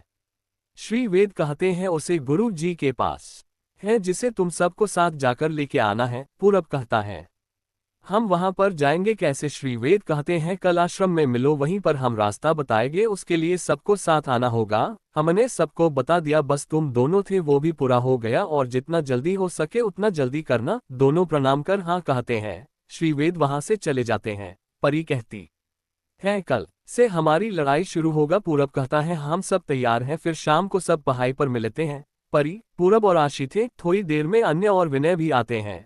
परी उनके गले लग जाती है, कहती है भाई अनय और विनय उसके सिर पर हाथ रख कहते हैं कैसी हो। परी कहती है हम ठीक है। तभी दोनों की नजर पूरब पर पड़ती है।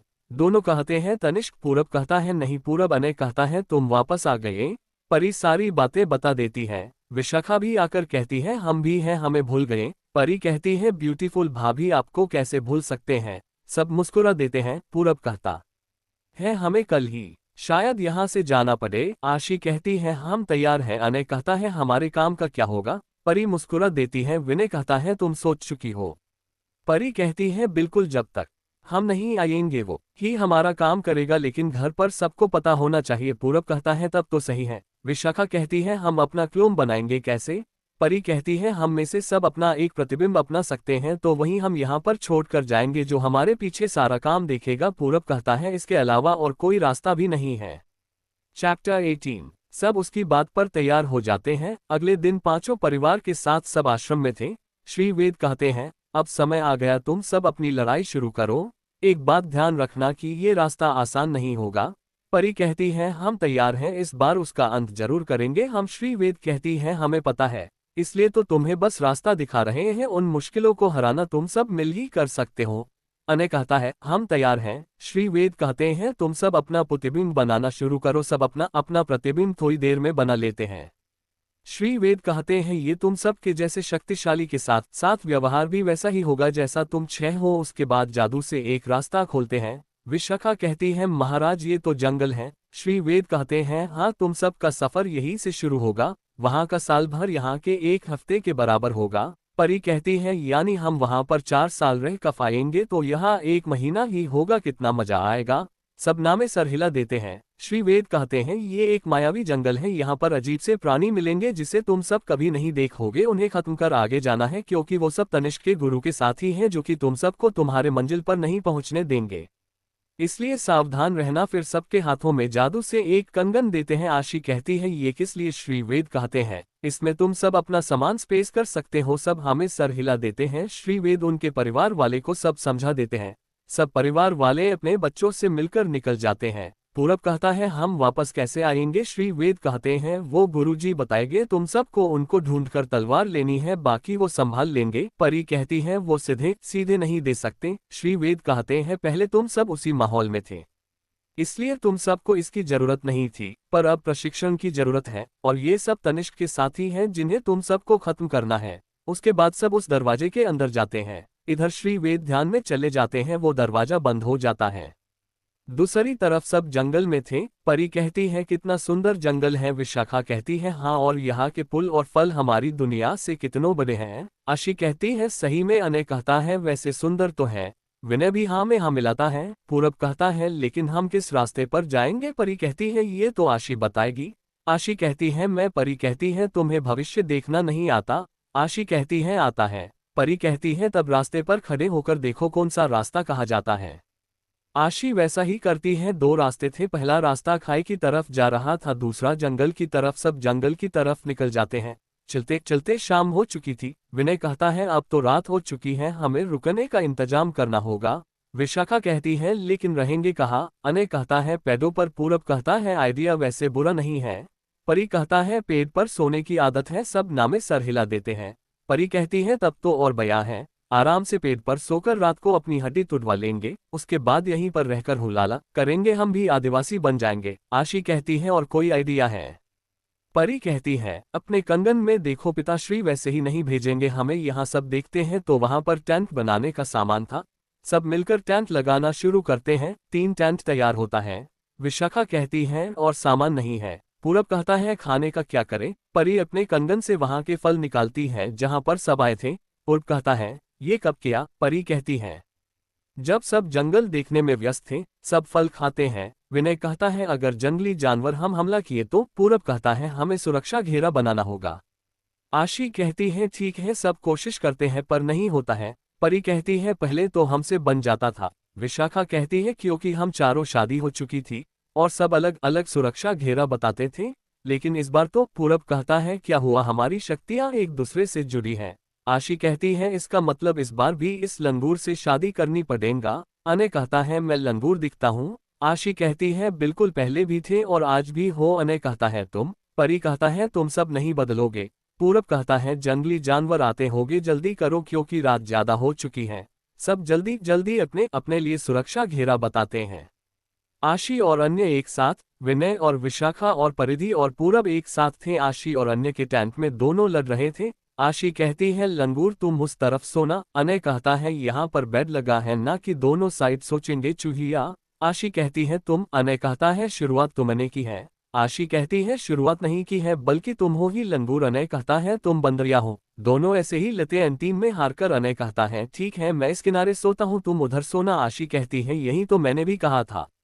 विनय के टेंट में विशाखा और विनय आराम से सोने की तैयारी कर रहे थे। विनय कहता है यहाँ पर सो जाओगी। विशाखा कहती है हाँ हमें कोई प्रॉब्लम नहीं है।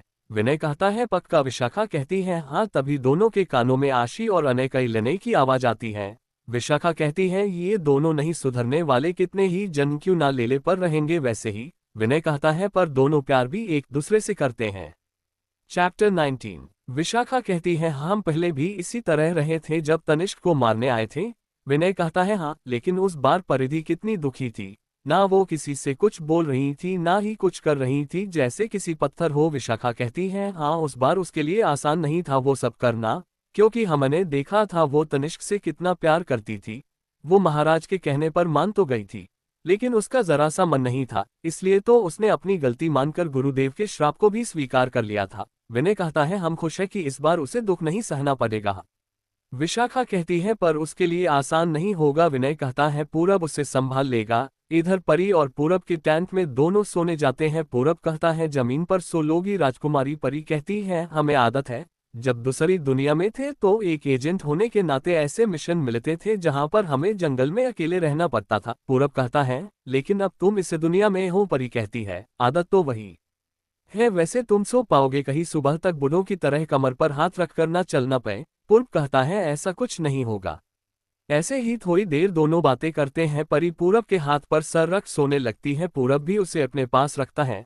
तीनों टेंटों में सब आराम से सो रहे थे आने वाले खतरे से अनजान। कहीं दूर एक गुफा में एक तांत्रिक जिसका नाम तक्षक था। तक्षक कहता है ये लोग वहां तक कभी नहीं पहुंच पाएंगे। मेरा सपना इस बार अधूरा नहीं होगा। हमने तनिष्क को इसलिए नहीं राक्षस बनाया था कि इन लोगों के हाथों मारा जाए फिर अग्निकुंड में आहुति देता है तो उसके सामने एक आधा नाग आधा लड़की के शरीर वाला जानवर प्रकट होता है। उसकी चोटियां बहुत लंबी थी। तक्षक कहता है नागिनी तुम्हें अग्निकुंड की तरफ इशारा करके इन लोगों को मारना है किसी भी हालत में। नागिनी कहती है ये साधारण से इंसान को मारने के लिए आपने हमें बुलाया है। इनके लिए मेरा एक सैनिक ही काफी है। तक्षक कहता है इन्हें कमजोर मत समझो ना इनके चेहरे पर जाओ जो मासूम दिखते बस है नहीं तो हमारे रास्ते के सबसे बड़े कांटे यही है। तुमको इनको खत्म करना है। नागिनी कहती है ठीक है आप कह रहे हैं तो मान लेते हैं लेकिन पहले मेरे अनुयायी इनका सामना करेंगे फिर हम इतना कह निकल जाती हैं।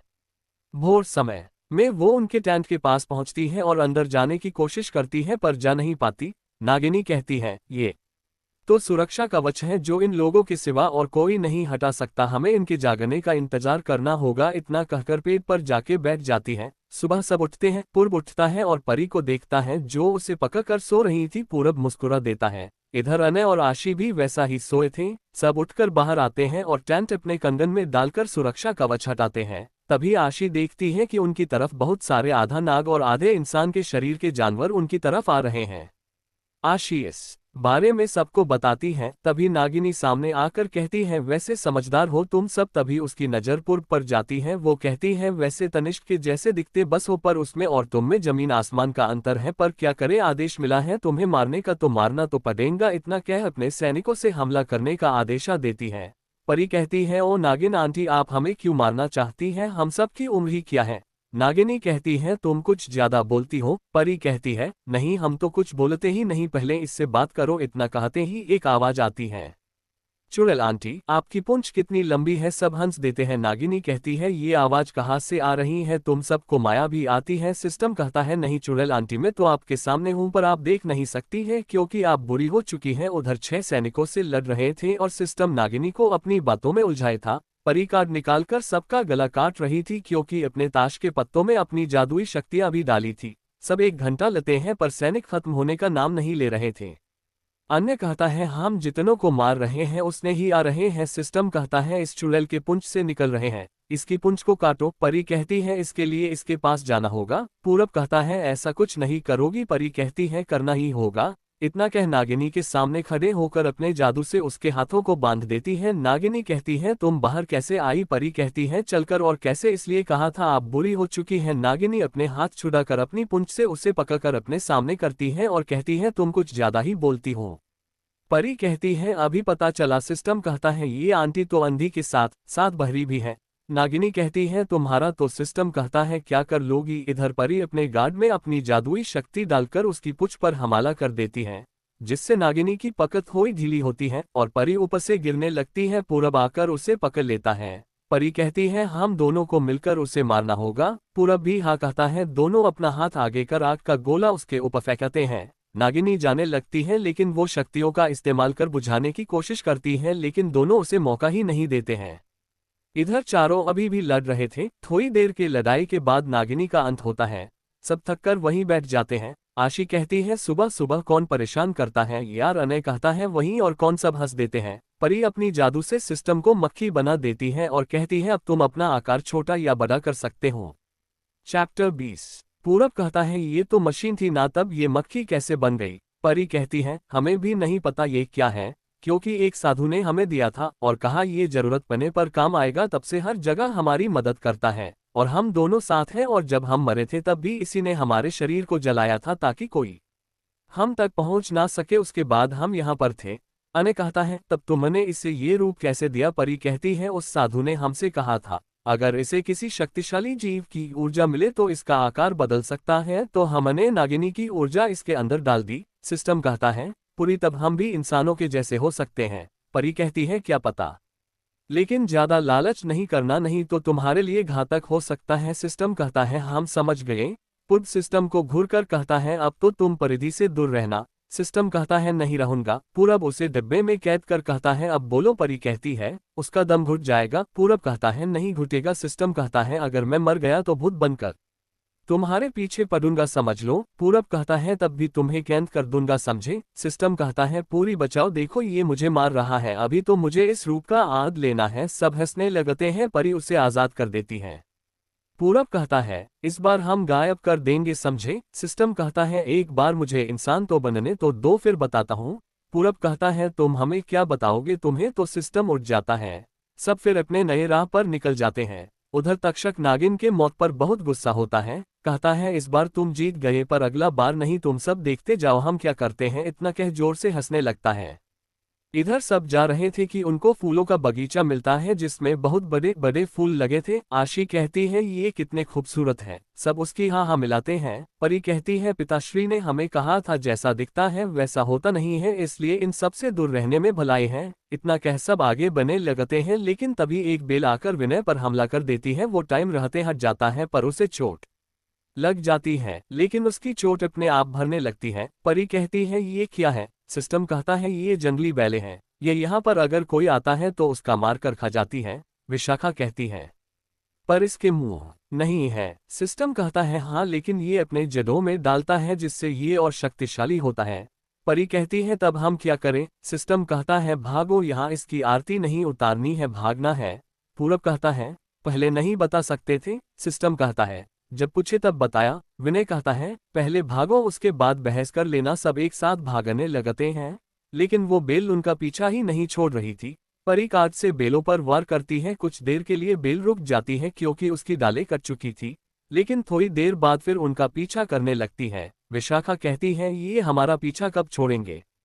सिस्टम कहता है, बस थोड़ी दूर और ये जंगल खत्म हो जाएगा। सब भागने लगते हैं। परी बेलों पर वार कर रही थी जिससे बैलें पीछे रह जाती हैं। आखिरकार सब उस जंगल को पार कर लेते हैं। वहां रुककर गहरी सांस लेके कहते हैं, पीछा छुटा। इससे तभी कुछ लोग आकर उनको घेर लेते हैं। आशी कहती है, लो, एक से पीछा छुटा, दूसरा आ गया। वो सब आदिवासी थे जो शिकार करके अपना पेट भरते थे।